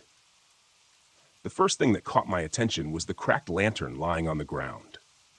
It looked old. Very old. Maybe 100 years or more. A thick layer of grime and age covered its soot-blackened surface, and the glass was thick and uneven. Beside the askew lantern was a small leather-bound book, partially buried in the dirt and dust, with a moldering leather strap securing it closed. It looked like a journal. And without a thought, I tucked it into my backpack. Raising my light back up, scanning around the room. "Hello?" I called again. I didn't hear the voices anymore, but the narrow beam of my flashlight illuminated another tunnel in the far corner of this room, mired in darkness. Can you hear me? Once again, I got that feeling that something wasn't right. Then the voice came again. Closer this time. Did you hear that? Hello? Is someone in here? She asked, her voice trembling with apprehension. I hesitated, frowning. Something didn't seem right about the voice, but I couldn't put my finger on it. Before I could summon my words to respond, another voice called out. This time, it was clear. The voice of a young man. We can hear you moving around in there. Please help us. We're lost, and our friend is hurt. Hear me moving around in there? I was shouting to them. I sure as hell wasn't trying to hide. Could they not hear me for some reason? I stepped forward to the secondary tunnel and raised my voice again. I'm with the Forest Service. It was then, when I reached out to steady myself against the wall of the tunnel entrance, that my hand met something wet, and I recoiled in disgust, thinking I had just grabbed a handful of some subterranean slime. When I shone my light on it, however, it became very clear the reality was far worse. Blood. I stepped back, trying to keep the panic that was fighting to take control of my rationality at bay. I needed to keep a level head, for now. Panning my light around, I saw an astonishing amount of blood painting the wall and floor in front of me. Somebody had definitely been hurt, and badly. With blood loss like this, I wasn't sure I'd be able to stabilize them long enough to get rescue in here. What the hell happened here? And why did the hikers continue into the cave after one of them was injured this badly? Unless they lost their light and got turned around, there was no way for them to get lost. There hadn't been any branches to this tunnel since I first entered. All they had to do was turn around and walk until they saw daylight. The man's voice called again, colored with the unmistakable tinge of fear. What the hell is that? Hurry up, Becky. Take my hand. He seemed to be getting closer. At least if I could guide them to my voice, maybe I could get them out of here. Get to higher ground. Radio for rescue evac. They had a helicopter permanently stationed at the main ranger station. It could be here in 20 minutes if I was able to reach them. The woman's voice came again, and this time I froze. Did you hear that? Hello? Is someone in here? All at once, it hit me. The indescribable unease I had been mostly successful in repressing now fought back with renewed vigor. I realized in that moment what I had missed previously. The woman had repeated herself, twice now. No change in her inflection, no variation in emotion or urgency. It was exactly the same, down to the syllable. It was like I was listening to a recording. Did you hear that? Hello? Is someone in here? Repeated the male voice, now even closer. Hurry up, Becky. Take my hand. Below the words, I could hear the stealthy sliding of something over rocks. It seemed like it wasn't too far beyond the tunnel entrance now, but I wasn't going to wait for it to emerge from the darkness. I didn't think that what I'd see emerge from the darkness would be a couple of college kids who'd had a rough time of it during a weekend camping trip. Allowing my panic to run free, I turned and threw myself through the cave breach and landed roughly on the flat stone floor of the mine shaft. Beyond skinning my hands to hell and banging my knee on a rock, scrambling my feet with a hiss of pain, I ran as fast as I could, not realizing until I finally burst into the waning light of the late afternoon that I had lost my rifle somewhere in that cave. It was darker than it was when I first entered the mine, and a quick glance to the sky showed the angry black thunderheads that had moved in, as promised, much faster than I had expected. I quickly swung the iron gate closed on screeching hinges and looped the chain between the bars as tightly as I could, securing it rather lamely with the hasp of a broken padlock. I stood there for a long moment, bent over with my hands on my knees, trying to catch my breath outside the mine entrance when I felt the first drops of the coming storm on the back of my neck. I straightened and looked through the bars of the gate into the ominous darkness beyond, realizing how ridiculous my barricade really was. It wouldn't do much good if something tried to get out, but at least it made me feel a little bit better. At least it made me feel a little bit better until I heard the voice echoing from the mine shaft. Peh, getting closer. It was unmistakable. Uncanny. Hello, can you hear me? I'm with the Park Service. I'm here to help you. By the time dawn arrived the next morning, I had climbed down from my temporary shelter in the low boughs of the red cedar and tried to work out all the painful kinks from my stiff shoulders and neck. The night had not been kind to me, but I was alive, which is more than my fiercest mind expected after yesterday. The night had been harrowing. There was no better word to describe it. The rain hissed among the trees and stung exposed skin angrily, driven by the banshee wail of the wind rushing through the forest, accentuated by the chaotic flashing of lightning and the heart-stopping crack of thunder. Because of this relentless chaos, it's difficult to say with any certainty. But throughout the night, I thought I heard something large trying to move stealthily in the forest near my shelter. I say, trying, because it felt like whatever stalked through the underbrush was more at home in the unnatural, Stygian gloom of a cave than under the watchful eyes of nature. Of course, it could just as easily have been my imagination. In the first dim light of dawn, as it started to illuminate the sodden and dripping forest, I spent the better part of 20 minutes straining my eyes with every ounce of concentration as I scanned the gray woodlands around me. I was only 10 feet or so above the ground, but there was no way I was going to step foot from my hide until I was absolutely certain that I was alone. Once I was satisfied, I was alone for the moment. I climbed down to the muddy ground. I tried the radio several times through the night and into the morning, but wasn't able to get even a burst of static that might indicate someone trying to respond. A combination of the storm and interference from the trees worked against me. My first thought was to get back to my Jeep as quickly as possible and run every drop of gas out of its tank, trying to get as far away from this place as I could. When I checked the GPS to see how close I was to its marked position, however, I found the unit unresponsive, with a disastrous crack across the screen that seemed to mock my dismay, probably caused by my less than graceful scramble from that damned cave. A rifle, no radio, no GPS. Perfect. I still had a compass and the rising sun to guide me, though, and that was something. I was only a couple miles from my tower, which should have been somewhere due south of where I stood. I knew that once I got close, I should be able to either find the service road or the tower itself, so there wasn't much danger of getting myself lost, at least. It was a small comfort, but one I gladly took. I moved through the trees and undergrowth with more speed and recklessness than I probably should have. An ankle broken by an errant misstep would have been bad news. Still, even though I hadn't heard or seen anything of my late-night visitor, I couldn't help but feel I was being watched. Do you know that creeping sense of dread you feel when you've just turned off the lights in the basement and now have to climb the stairs back to the light of the doorway? Or when you're making your way from your car in a dark and lonely parking lot? The feeling that something is there, something much more suited to the dark than you are? It's that same feeling that pushed my footsteps almost to a jog as I traversed the uneven ground and storm-felled trees that tried to hinder my passage.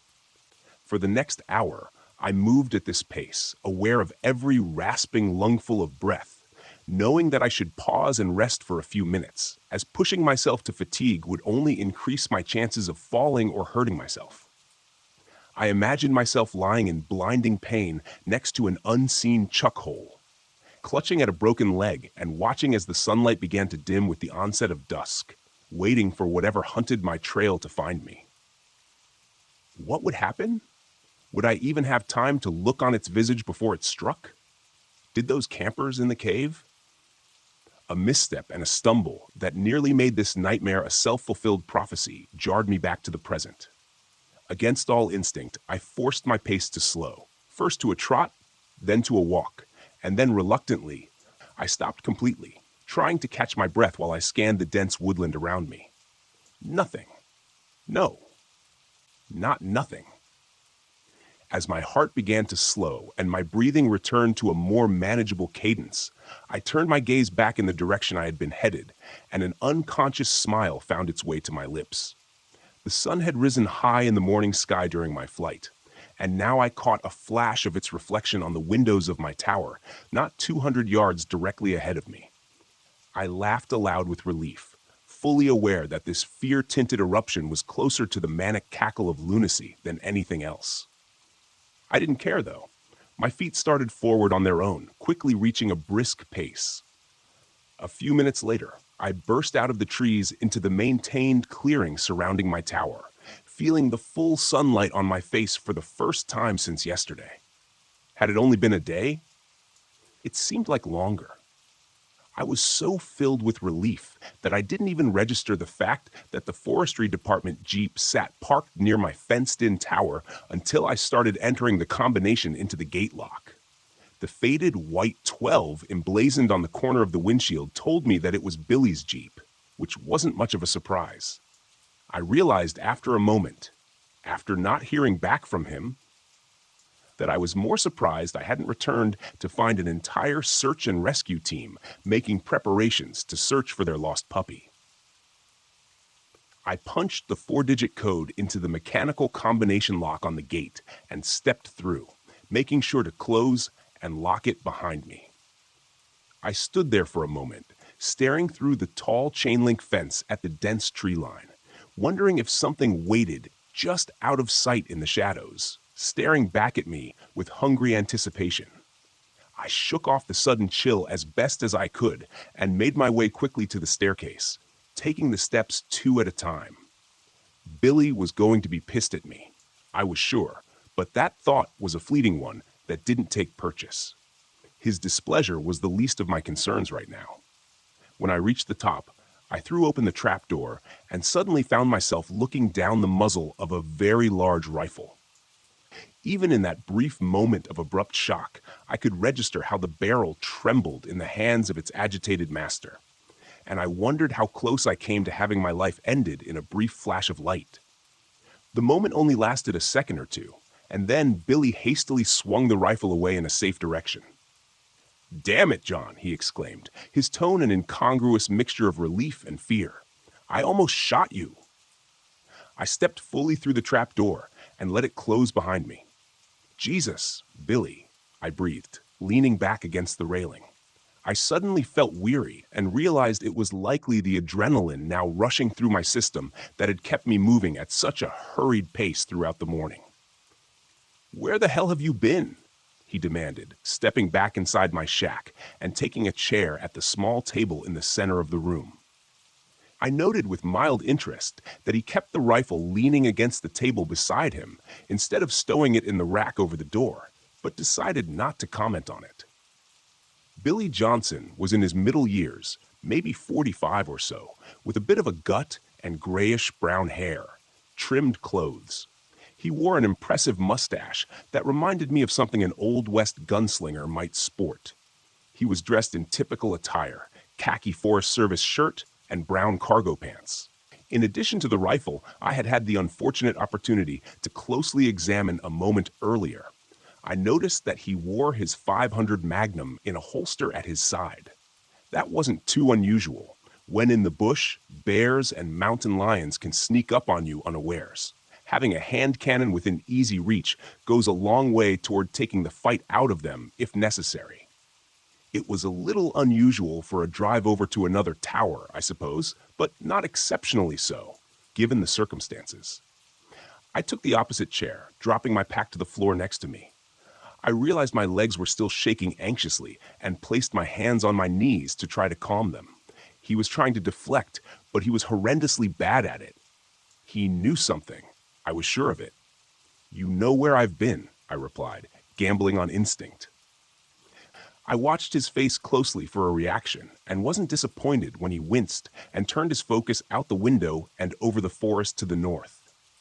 "I told you to abort and head back to your tower," he stated brusquely. "But you just had to feed that curiosity of yours, didn't you? You're damn lucky to be alive, you know that?"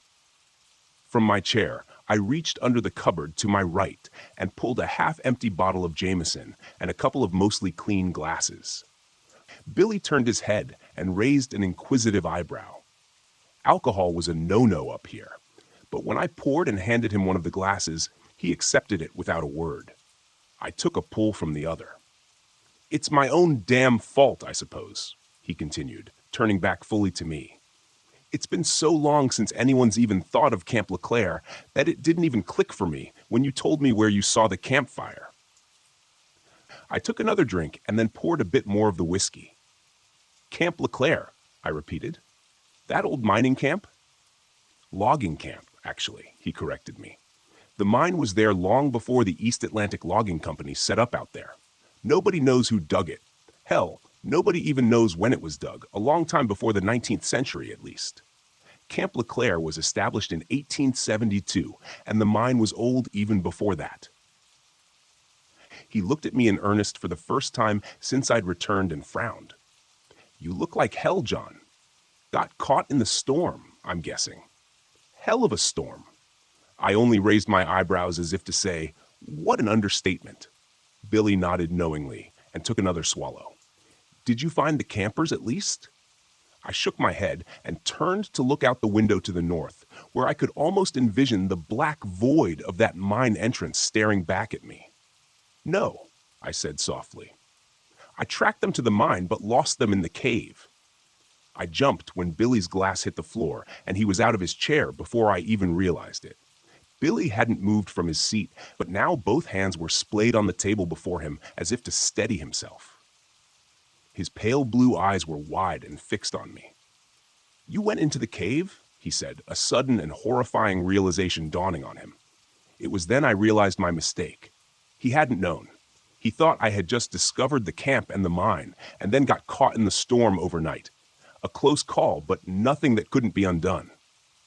"Yeah," I replied, nodding slowly, deliberately.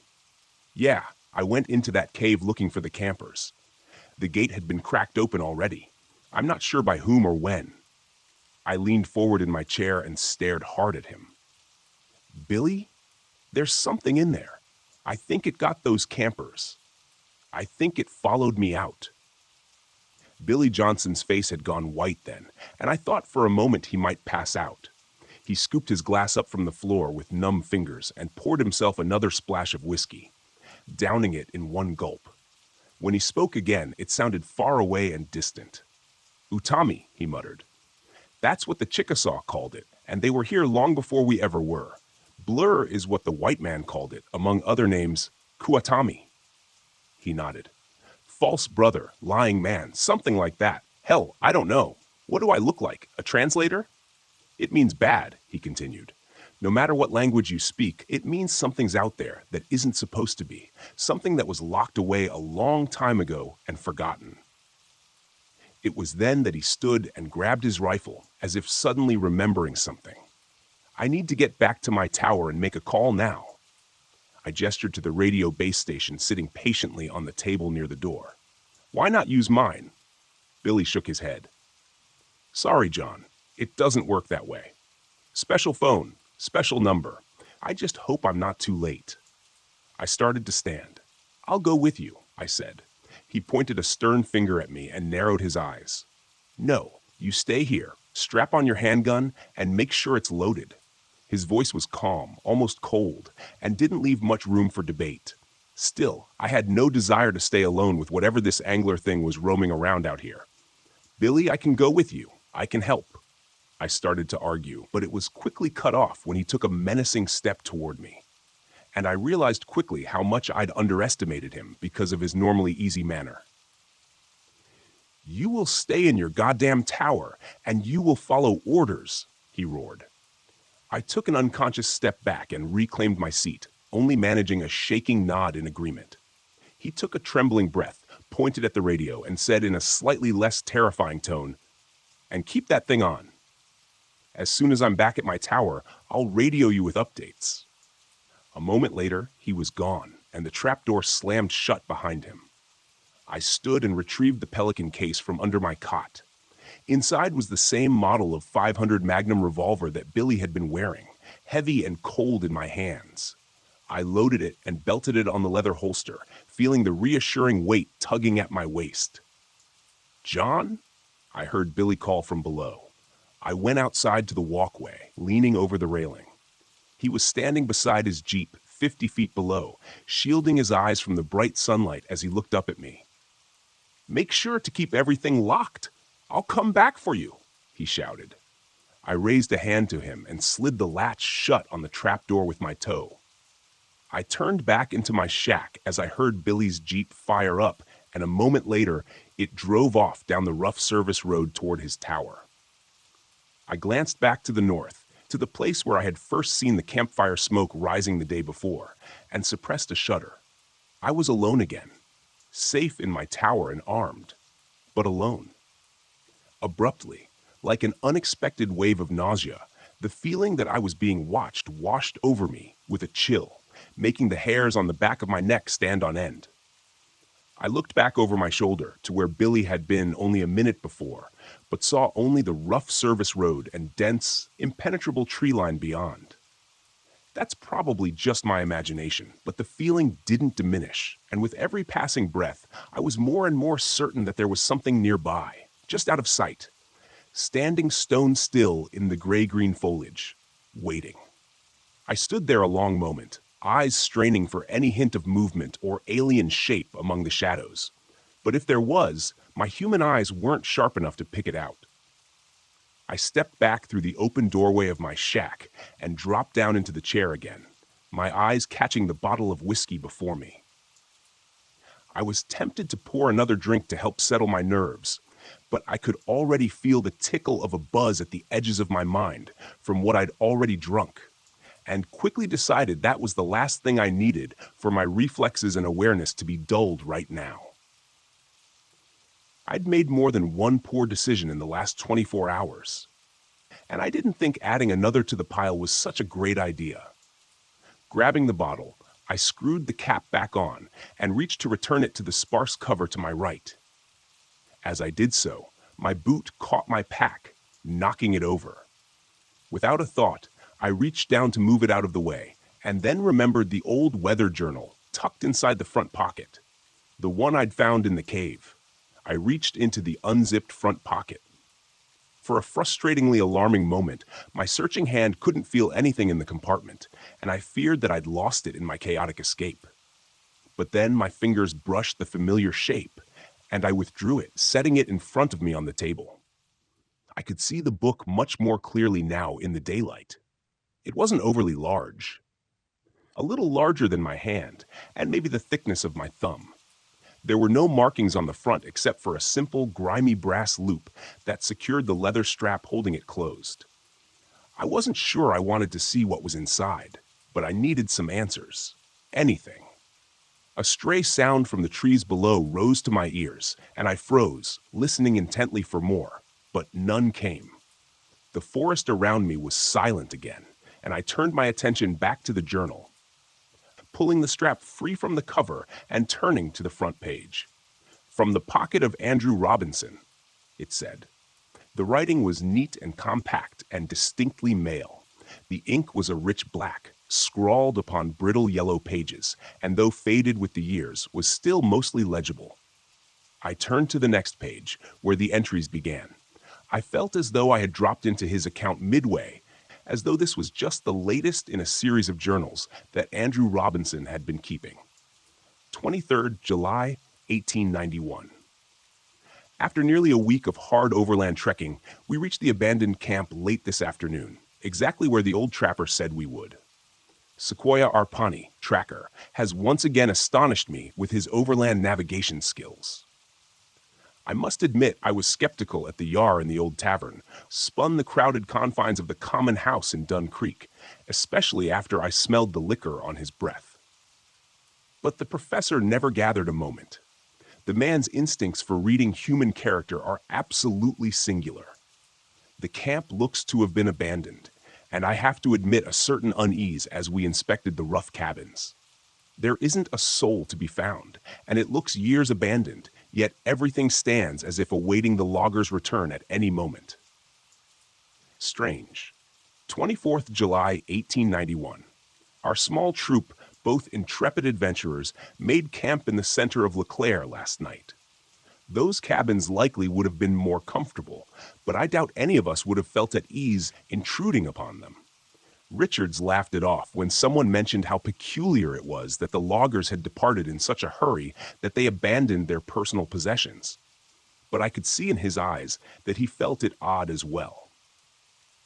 Sequoia, our ever-courageous and solid guide, seemed ill at ease and unusually withdrawn, refusing all conversation and only responding in queries with quiet grunts. Something of concern hides behind his eyes, though, and I wonder what it is.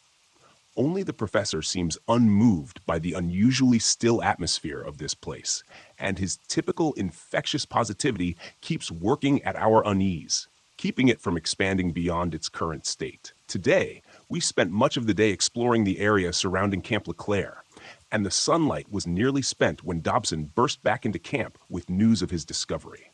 We all of us raced at a moment's notice behind him as he led us along an ill-used and nearly invisible footpath that led ever ascending upon the side of the northern rocky slope. When the path terminated, we were deposited before a truly curious sight, a barricaded tunnel entrance that had been bored into the rock face by some unknown hands. I suspect some sort of exploration tunnel or added dug-in search of precious ores, especially given the nation's more recent history with gold fever. The wooden barrier that had been roughly assembled from a hodgepodge of heavy timber beams was curious, and several of our group commented on it. But the professor dismissed the triviality, so the matter was dropped. It is far too late in the day to proceed any further, but we plan to penetrate the barricade and enter the tunnel in the morning. The excitement among the men is palpable. 25th July 1891. Sequoia is gone. He took his supplies and his prized Winchester rifle and fled sometime during the night like a phantom. This is a shocking blow to all of us, foreign to the professor, with whom the Pawnee Tracker had partnered for a number of years across much of the eastern states. We have no explanation for his sudden desertion, and it sits unwell with the entirety of the group. The overall mood has darkened, I fear. Still, we must push onward. 25th July 1891 addendum. It took more than 2 hours of hard labor, but we were finally able to gain entrance to the mine shortly before noon today. Richards managed to get his boot caught between two heavy timbers as he stumbled forward, straining his ankle with a terrible cry. We feared it broken, but Dr. Franklin assured us that his bones seemed intact. Regardless, Richards was taken back to the camp, where he will convalesce while the rest of us make our entry. His part in our exploration has come to an end for now. We made our way in a single file through the added tunnel for some way before reaching its carved end. The light from our oil lanterns providing regrettably inadequate illumination over the rocky surroundings. When we reached the terminus of the mine tunnel, our hearts sank for a moment before the professor gave an exclamation of discovery and suddenly disappeared through a nearly hidden rift in the wall, surrounded by jagged rocks. We eagerly followed him through, careful of our footing as we went, and found ourselves in what I can only assume to be an accidental breach by the miners into a natural cave system. The air was chill and unmoving, but our excitement over this discovery laid any concerns or discomfort this may have caused. The professor directed us to set up a secondary camp in this new chamber, which we'll use as a staging point for further exploration. So, we spent the rest of the day bringing supplies for our main camp and constructing a smaller version in this moderately sized chamber. By the time we completed this endeavor, the efforts of the day precluded the start of the exploration until the group has had the opportunity to rest and replenish their energy. I feel I will sleep well tonight despite the anxious excitement buzzing around my mind. 26th July, 1891. Another shock. When we woke this morning, O'Connor is gone. The Irishman, who has ever been reliable and constant as the North Star, was assigned first watch last night. There is no trace of him, and no indication that he took any provisions or even his personal rucksack with him. I fear his natural inquisitiveness may have gotten the best of him and led him to explore the deeper caverns beyond our ad hoc base camp, for his lantern is the sole item that has gone missing with his person. The professor immediately rallied the rest of our small group, 7 in all now, and mounted a search for our lost companion. I tried to caution him against rushing into action, but he was not to be deterred. To my dismay, I was the sole man ordered to remain here at camp, whilst my companions took up their supplies and launched deeper into the cave system in the event young O'Connor returned in their absence. I was understandably disappointed, but grasped the logic of it well enough. I would loathe to think of O'Connor returning only to find us all gone, and then losing himself again, trying to find us. I shall endeavor to rest a bit. With luck, my companions will return before long with our lost compatriot. 27th July 1891. I am at my wit's end, and I'm unsure how to proceed. It has been more than a day since the professor led the rest of the men in search of poor O'Connor, and I have felt their absence as keenly as I am aware of my own solitude in this cave. I've seen nothing of our missing companion or the party that delved deeper into the system yesterday morning, and I know their lanterns did not have sufficient fuel to carry them for this long without other means of illumination to guide their return. I fear they are hopelessly lost. I myself had to return to Leclerc for more lantern oil for my waning light. I must admit, with no little embarrassment and some reluctance, to my return to this dark place, which no longer carries any of its former adventurous excitement or fascination. It is now nothing more than a doorway into the deep places below the earth, where men were never intended to tread. But the growing apprehension is not the worst of it. The sounds, by heaven's grace, the sounds. I first became aware of them last night as I did my lantern and tried to set myself to sleep. At first, it was only an indistinct and muted echo, which may have been interpreted as nothing more than the distant whistle of wind or other natural sound distorted by the unique acoustics of this place. Then I heard the distinct tonal qualities that could only be a man's voice. I instantly rose and took my lantern, raising the flame and rushing to the entrance of the cave that swallowed my companions. There I stood, listening with such keen focus that I felt beads of sweat upon my brow. I would swear upon a holy book that it was the distant call of the professor himself, and I eagerly called back with as much fervor as I could summon, hoping desperately to guide them back to me. However, the instant I called out, the voices vanished, and I was met only with the suffocating silence of an open tomb. There I stood, straight as a sentinel, praying for a response from my friends. After several minutes of absolute silence, my thoughts began turning to dark things. I became painfully aware that anything beyond the weak cast of my lantern would be utterly invisible to me. But I, on the other hand, would be lighted as a beacon to it. I pushed these thoughts from my mind as forcefully as I could, inwardly chastising myself for seeing ghouls where none existed. I was about to call out again to my lost companions when I heard it. The voice came again, echoing from the claustrophobic abyss that lay before me, mired in the blackest darkness one could imagine. It was still some distance away, I estimated, but I was certain it seemed closer now. When the third time I heard it, I was just barely able to make out the words, but it was enough to be sure. My own words echoed back at me from the depths of that damned cave, and in my own voice, I staggered and nearly dropped the lantern. At that moment, could the legends be true? The professor always seemed to believe them, though I must admit I attributed his faith to the unwavering certainty he held in those things lost to antiquity. He'd always maintained that a legend, especially one whispered by so many indigenous people without mutual contact, must have some root in truth. But that line of reasoning is antithetical to modern civility, and I must reject it and focus on the more probable explanation that my already stressed nerves were turning my fears against me. The voices must be those of my companions, lost in the dark, but near enough to hear their calls. They must be. I'm not certain what lies next, but I know that I cannot abandon my companions, my friends. to wander the darkness until they fall from exhaustion or dehydration, not while I might yet help them. I will leave this written account at the entrance to the cave. This lantern is nearly spent, but I have another with a full vessel that'll take its stead. If I do not return, at least someone may know of our passing here. May God be with us all. I closed the journal with a trembling hand, momentarily lost in what I just read. How is it possible? The journal was more than 130 years old. No animal alive then could be what pursued me now. What if it's not an animal? The sudden burst of static from Billy's call that simultaneously erupted from my radio base station and the portable handset clipped to my shoulder made me jump and drop the journal to the floor, heart pounding.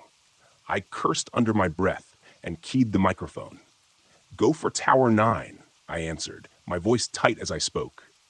My eyes drifted out across the sky to the east, where darkening thunderheads had been unknowingly gathering and marching slowly in my direction.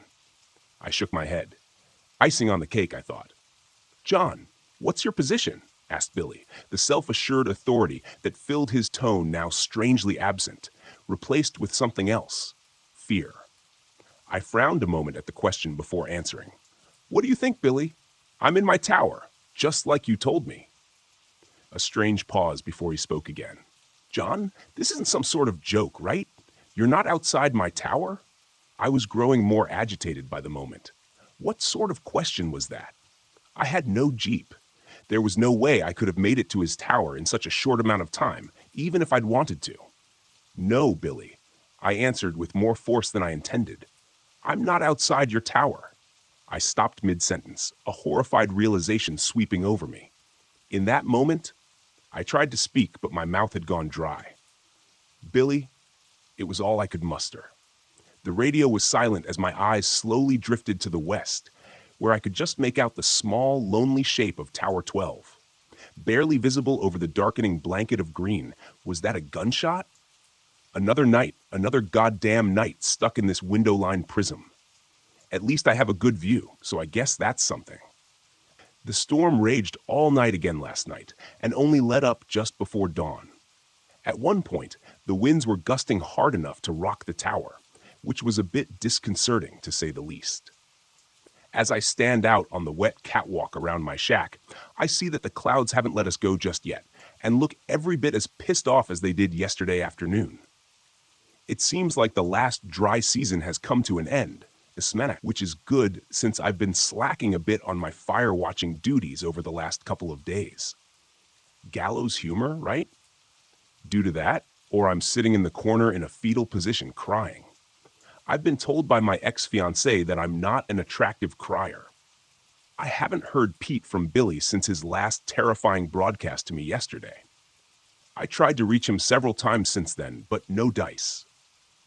I've also tried reaching Nathan and the ranger station, but all I get is static, even from my base radio set. When I first started here, I remember Billy telling me during my brief orientation that the radio should be able to reach out 50 miles or more, so I'm not sure what's going on with them. Update. I just took a quick look at the base station and found that the cable leading up to the antenna on the roof of the shack is now just a dangly thing swaying in the breeze. The storm must have decided it needed the antenna more than I did because it's gone. I can see where the screws were torn out of the wooden mast, and before you say anything about whatever this thing is that's been stalking around and deciding to sabotage my radio, I should probably tell you that the wooden antenna mast looks like it's been around for a long time. The wood was probably dry rotted to begin with, and now that it's soaked, it's crumbled away into little wet brown bits as soon as I probed it with my fingers. Speaking of whatever this Kwatami or angler thing is, and I'm just going to call it a mimic, I think I haven't heard anything weird since yesterday. I'm assuming it's still over there somewhere, but I don't think it's nearby.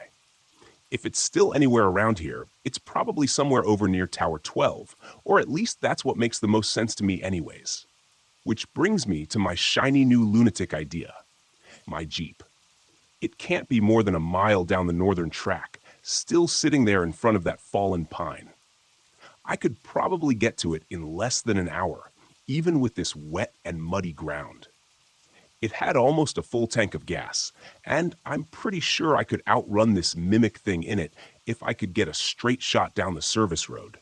I definitely don't relish the idea, mind you. Every instinct is screaming at me to sit my butt right down where I am in this tower, and I know the ranger station will start getting a little antsy when Billy doesn't check in after a few days, but I'm also thinking they may extend it out a day or two in light of the foul weather. Maybe 5 days out in the wilderness, and then I'll have a ranger truck parked outside my tower. The question is, what they'll find when they get here. See, I've been thinking about it. Billy definitely knew more about this thing than I do. Certainly enough to not open the door when he heard it outside, pretending to be a Girl Scout selling cookies. That makes me think that maybe the fence and the trapdoor might not be enough to stop it if it really wants in. As pants shittingly terrified as the prospect of leaving the tower and making for the Jeep is, sitting here cornered in my window-lined shack, just waiting for it to show up in the middle of the night is worse. At least I have a chance out there. I still have the Magnum. It's been holstered to my belt since yesterday. They don't issue pea shooters for bear protection out here.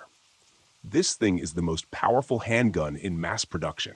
It'll put down anything in North America as long as you can hit it right. Any normal animal, anyways. Who knows what this thing is capable of? Still, it does provide a level of comfort and gives me some confidence that my plan may work. It's on my side for now. I'm going to try to eat a granola bar to put something in my churning stomach and try to build a little energy. I don't think I've eaten anything since yesterday. After that, I'm grabbing my pack and heading out. Wish me luck. I left my tower shortly after 10 a.m., and let me tell you, those were some of the most difficult first steps I've ever taken in my life. Stepping out through the chain link fence into that open space beyond my small compound felt like I was stepping off the roof of a skyscraper. When I closed the gate behind me, I stood there motionless. Must have been 5 minutes, frozen in place with my hand clenching the grip of my revolver that's holstered at my belt. Even with all the stress and anxiety swirling around in my head, I was amazed at how keen my senses seemed in that moment. I felt like I could hear every rustle of leaves and smell every damp patch of moss in the thousands of acres of wilderness surrounding me. In that moment, I felt very small, very insignificant, trivial. When my chest began to ache, I realized that I'd been holding my breath in subconsciously, afraid to make even the smallest sound. I let out a slow breath and forced myself to breathe normally again, scanning the trees.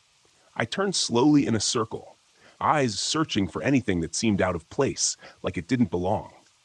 But there was nothing there. Everything seemed normal, at least to me.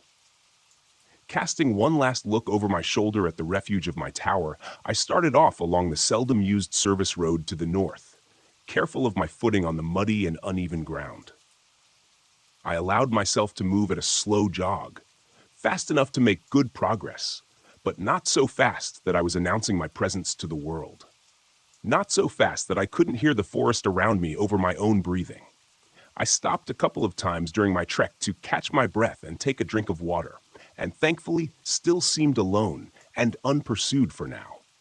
I wondered if it was out there somewhere among the dense trees, hiding in the muted gray shadows of the forest. Or perhaps it had returned to my tower in my absence and found it empty, and was even now tracking my flight along this trail. If I paused long enough, would it suddenly appear, rounding the gentle curve behind me as it caught up to me in order to prefer to move more stealthily among the trees and underbrush, laying in wait alongside the path ahead, ready for my approach? I had to forcibly shake myself of that line of thought. It wasn't doing me any good now. I was committed to my plan. The thought of retracing my steps and returning to my lonely watchtower held just as much terror, because now it's out there, unmanned, unwatched, and abandoned.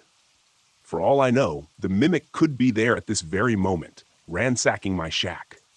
I definitely didn't want to walk in on that little scene. I can promise you that much. I ended up making surprisingly good time on that northern path. It was only about 30 minutes before I saw the dim shape of my Jeep waiting dutifully in the middle of the path ahead.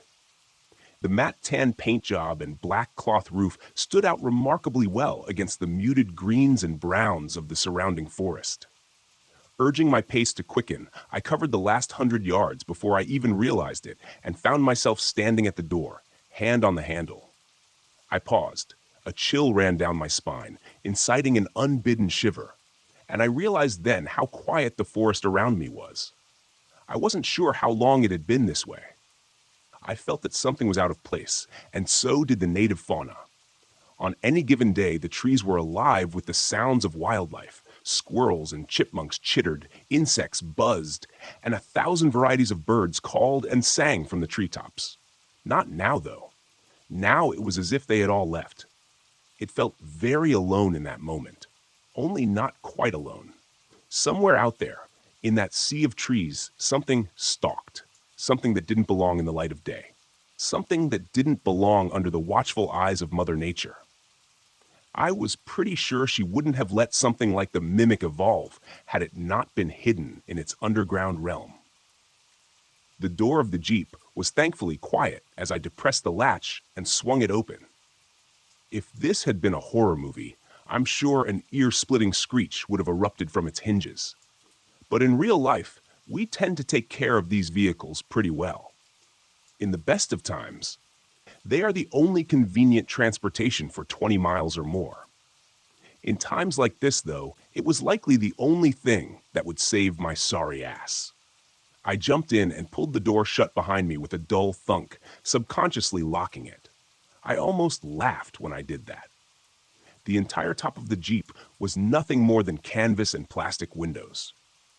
A feisty hamster could probably have penetrated my little haven, and I doubt the mimic would even think twice about it. The Jeep fired up immediately when I turned the key in the ignition, and I threw it in reverse for the most ungraceful 14-point turn you've ever seen on the narrow and muddy service road. Once I got it turned around, I didn't waste any time directing it the way I'd come. The service road was really little more than an uneven and ill-maintained dirt trail, and was only ever used infrequently by the rangers and lookouts. As I'd previously mentioned, it was a rough ride, even for the heavy suspension of my trusty steed, so I had to keep it at a reasonable speed. The very last thing I needed was to snap an axle or bounce myself right off the road and into the trees. Considering the condition of the trail, with the fact that it constantly wound and curved as it progressed, it meant that even my best speed wasn't much faster than I could run on foot. That's okay. Once I got past my tower, the service road was generally better maintained and followed a more or less straight path. I'd be able to build some decent speed there and be out of the wilderness and standing at the ranger station in an hour or so. The abrupt appearance of my tower caused me to feather off the gas as I rounded the last curve from the northern track. I slowed to a crawl and squinted through the now dirty windshield. From here, everything looked exactly like I had left it. The gate still stood closed, and looking up, I could see the trapdoor also appeared shut. Maybe this thing hadn't returned. Hell, maybe this thing wasn't ever going to return. For all I knew, I was headed in the opposite direction. It's not like looking at a GPS on it or anything. It was at that moment that I nearly pissed myself when the radio, still clipped to my belt, squawked, and I heard probably the last thing I had ever expected to hear. "John, are you there?" The signal was pretty clear, but his voice sounded weak, strained. I almost didn't respond. I was frozen in indecision, clouding my mind. I didn't know what I could trust to be true, but I doubted that this mimic had read the radio manual and learned how to operate the handset. I snatched the handset from my shoulder and keyed the mic. "Billy? Holy? Is that you?" He answered me right away, and I thought I could hear relief in his tone, buried under his pained words. "John? Thank God. I was afraid you were gone." My eyes drifted to the trail leading past my tower toward the ranger station, toward safety. Another 5 minutes, and I would have been there. I got to my Jeep, and I was just about to haul ass for the ranger station when I replied, What's your status?" There was a moment of silence, and I wondered briefly if he hadn't even heard me. But then he answered, "I'm not doing too hot, John. I'm in my tower, but that thing hurt me. I've lost a lot of blood, and I've been drifting in and out. I've patched myself up as best as I could. I stopped the bleeding from my leg." He frowned and closed his eyes for a moment, asking a question I was pretty sure I knew the answer to. "Are you able to get back to your Jeep?" I thought I heard a coughing bark of laughter before he answered. "I don't think so. Pretty banged up, man. What happened?" "Billy, son of a... It got into my tower, managed to get a shot off, but not before it got a jump on me. I took off before it did me in, so I think I hit it. I don't know where it is now, though. My tower is wide open, and it hasn't come back, so maybe it's dead." I doubted that. Things never work out that simply. "Are you stable, Billy? Can you be moved?"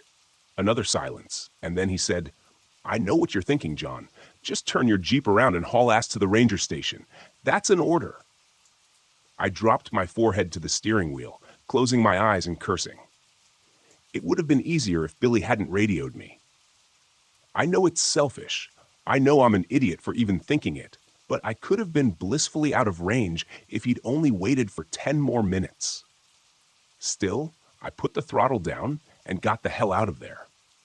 I could still race for the ranger station, have them mobilize a chopper to come back for Billy. But they were at least an hour away. Factor in the spin-up time for the helicopter, and you're talking more like an hour and a half before anyone gets to him. It didn't sound good. Something told me it was unlikely he'd last that amount of time. I could still turn left. I'd likely live. But could I live with myself knowing that I left Billy to die alone in his tower? What if our situations had been reversed? Sure, I might be saying the same words he was saying now, but in my heart, I'd be pleading for that voice on the radio to help me. I couldn't imagine being in his position, lying there, hurt, bleeding out, knowing that his safe haven was wide open and that thing was out there somewhere. Look, I know what you're going to say. I know what you're probably saying already. Don't be a dumbass. This is exactly why everyone dies in a horror movie. I get it, believe me. I get it. But this wasn't a movie. My friend was lying there, dying in his shack. If I could get to him and get him into the Jeep, we could both get out of there, leaving this twisted nightmare behind us. Billy, I'm headed your way. Get ready, because we're going to wrestle you down the stairs and into my Jeep as quickly as we can, I said, cranking the wheel to the right and taking the western trail with more speed than I should have. John, I gave you an order. Get out of here now. Despite the situation, I managed to start a grin as my rig bucked and bounced over the uneven trail. Billy, I'd like to take this opportunity to officially tender my resignation from the Fire Watch. Now shut your mouth and conserve your strength. I'll be there in 15 minutes. 15 minutes. Trying to be a pretty good guess, and before long, I skidded to a halt outside Tower 12, next to Billy's ride. I opened the door and stepped out into the quiet air, my handgun coming from its holster and held before me like some sort of shield. I took a quick moment to let my eyes roam over the surrounding woodlands for any sign of movement, before quickly jogging around my Jeep and toward the compound's entrance. I passed through an open doorway, taking note of the heavy chain-link gate that was lying twisted 15 feet inside the fence. Another dozen paces, and I was at the base of the stairs, craning my neck to make sure nothing was awaiting me above. I kept the mic on my shoulder and said in a low voice, Billy, I'm outside your tower right now, heading up. For Christ's sake, don't shoot me. I turned the volume on the speaker down just in time for his response. Damn it, John. I told you to leave. Despite his words, the gratitude and relief were clear in his tone. I started up the stairs, revolver still held at the ready as my other hand ran lightly up the railing. My eyes were drawn to the red-black spots staining the gray paint of the steel steps. I found even more of the viscous liquid on the railing as I continued my ascent. Blood, but not Billy's. God, I hope that thing is lying in the woods, breathing its last breath. He definitely hit it, but I had no way of telling how seriously it was hurt. In a human, red blood indicated an arterial bleed, which was typically a fairly significant injury. With this thing, who knew what black-red meant? I climbed the rest of the stairs around the tower and stopped just below the open trapdoor. "Billy?" I called cautiously. A pause, then came his reply, shaky and with a wheezing sound I didn't like at all. "How do I know it's you? Say something I couldn't have heard you say before." "I have always admired and respected you," I answered without hesitation. He said under his breath, "Come on up." I took another couple of steps, cautiously poking my head through the trapdoor. Billy was sitting upright, more or less, resting his back against the doorframe of his shack and aiming his own handgun generally in my direction. As soon as he saw my face, he dropped his hand to the side, the stainless steel barrel clanging against the metal walkway. As I stepped fully through the trapdoor, I noticed two things immediately. Firstly, there was a significant amount of that black-red goo splattered around. Secondly, I realized how badly injured Billy was. His face had gone gray with a sickly paleness, and his breaths came in ragged hitches. Blood-soaked bandages wrapped both forearms, and his face was covered in a crimson rag taped haphazardly down. His entire khaki park shirt was painted in a hellish tie-dye of shades of red, but it was his leg that worried me the most. A tourniquet had been tied around his thigh, and he was groaning, but the pants leg was a cherry red below that, glistening in the late morning light. "Jesus, Billy," I exclaimed, holstering my gun and rushing to his side. He waved me off, saying, "All beside me. I know it looks bad. Save it for later. Let's get out of here before that thing decides to come back for another round." I nodded and stood again, taking a quick glance past him into his shack. A twin of my own tower, normally Billy's looked like a war zone now. His table and desk had both been overturned and smashed, along with his base-set radio on the floor. On the floor nearby was a satellite phone, its antenna and display obviously smashed during the attack. Lifting his arm over my head, I helped him to his feet. He grimaced in pain, but threw his remaining strength in with mine, and we began the precarious descent through the trapdoor. "Did you at least get to make your phone call?" I asked him as we took the steps carefully and agonizingly slow. He shook his head. "Got here just as I was getting ready to. Excusing your voice, telling me that you were from the Park Service and you were here to help." He looked at me with a shaking astonishment. "Sounded just like you, John." I looked over the catwalk, railing down at it. He winced again as we stumbled on a step.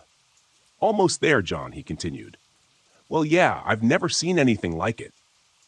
I shook my head as we reached the bottom step and moved onto the rain-soaked ground. I grunted with exertion. "Save it, Billy. We've got a long ride ahead of us. Plenty of time for that later."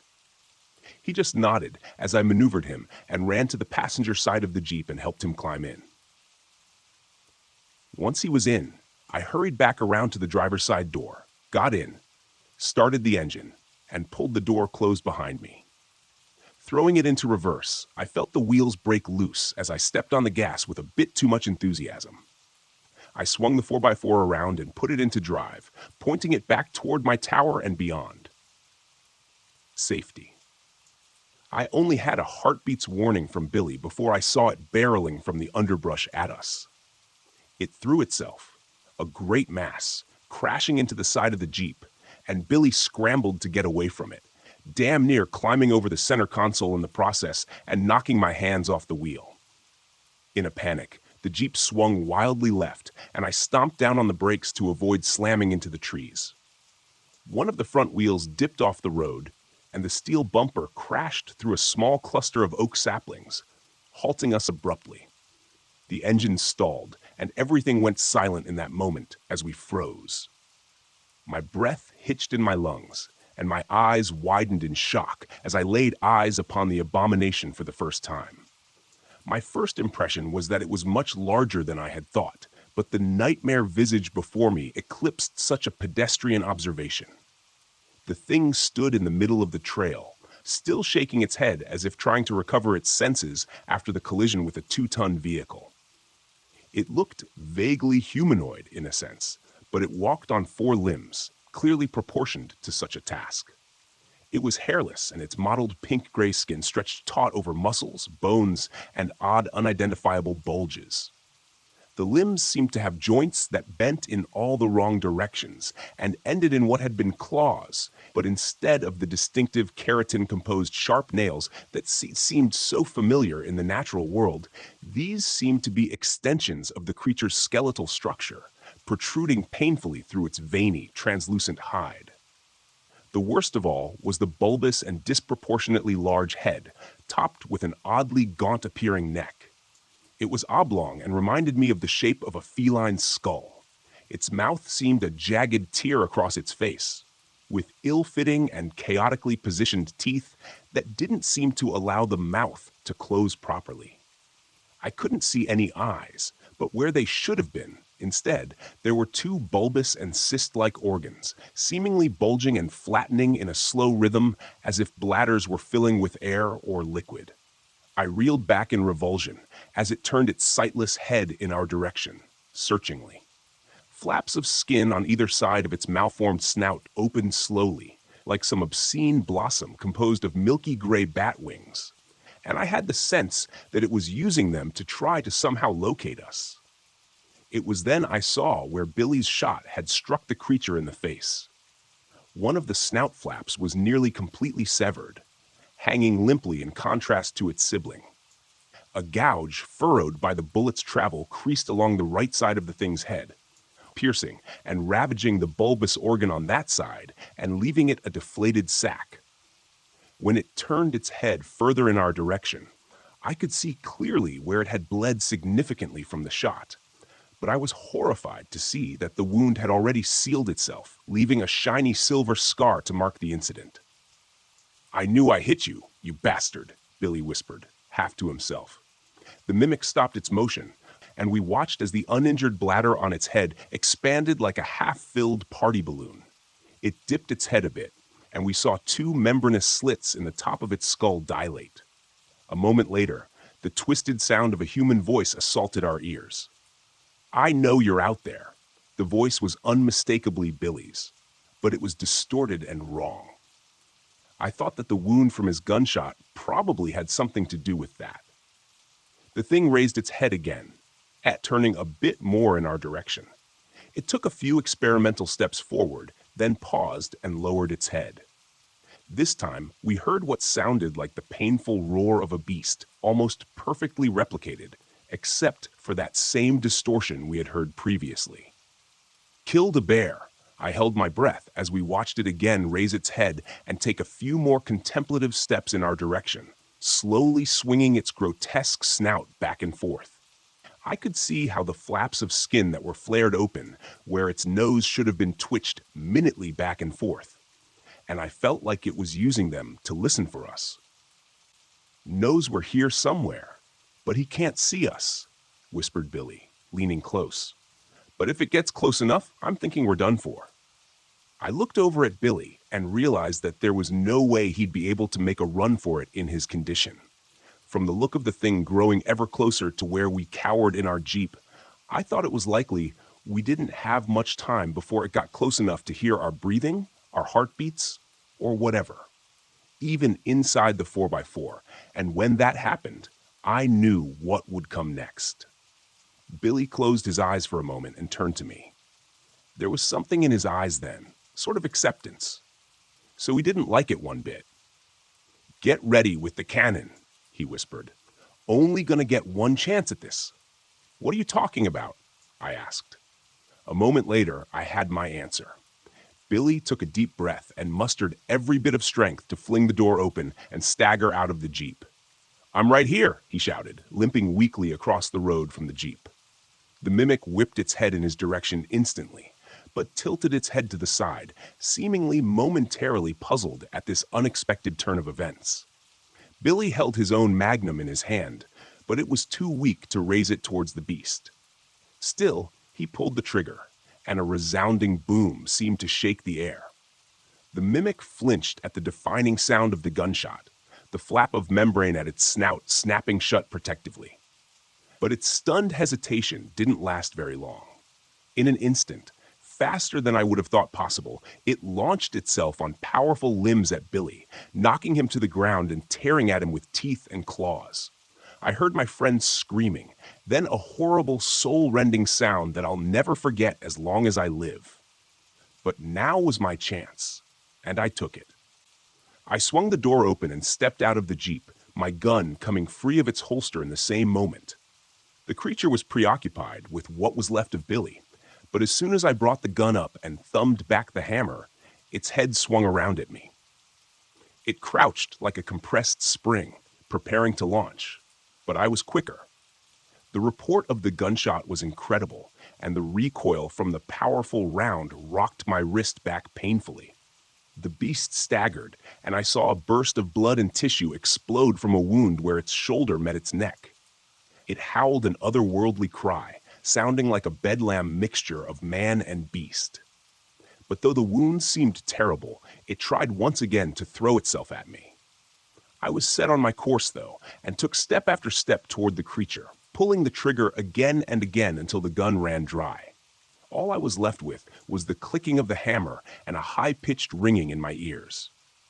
The acrid smell of gunpowder stung my nose, and by the time I finally stopped, I found myself within only a few feet of the horrific thing.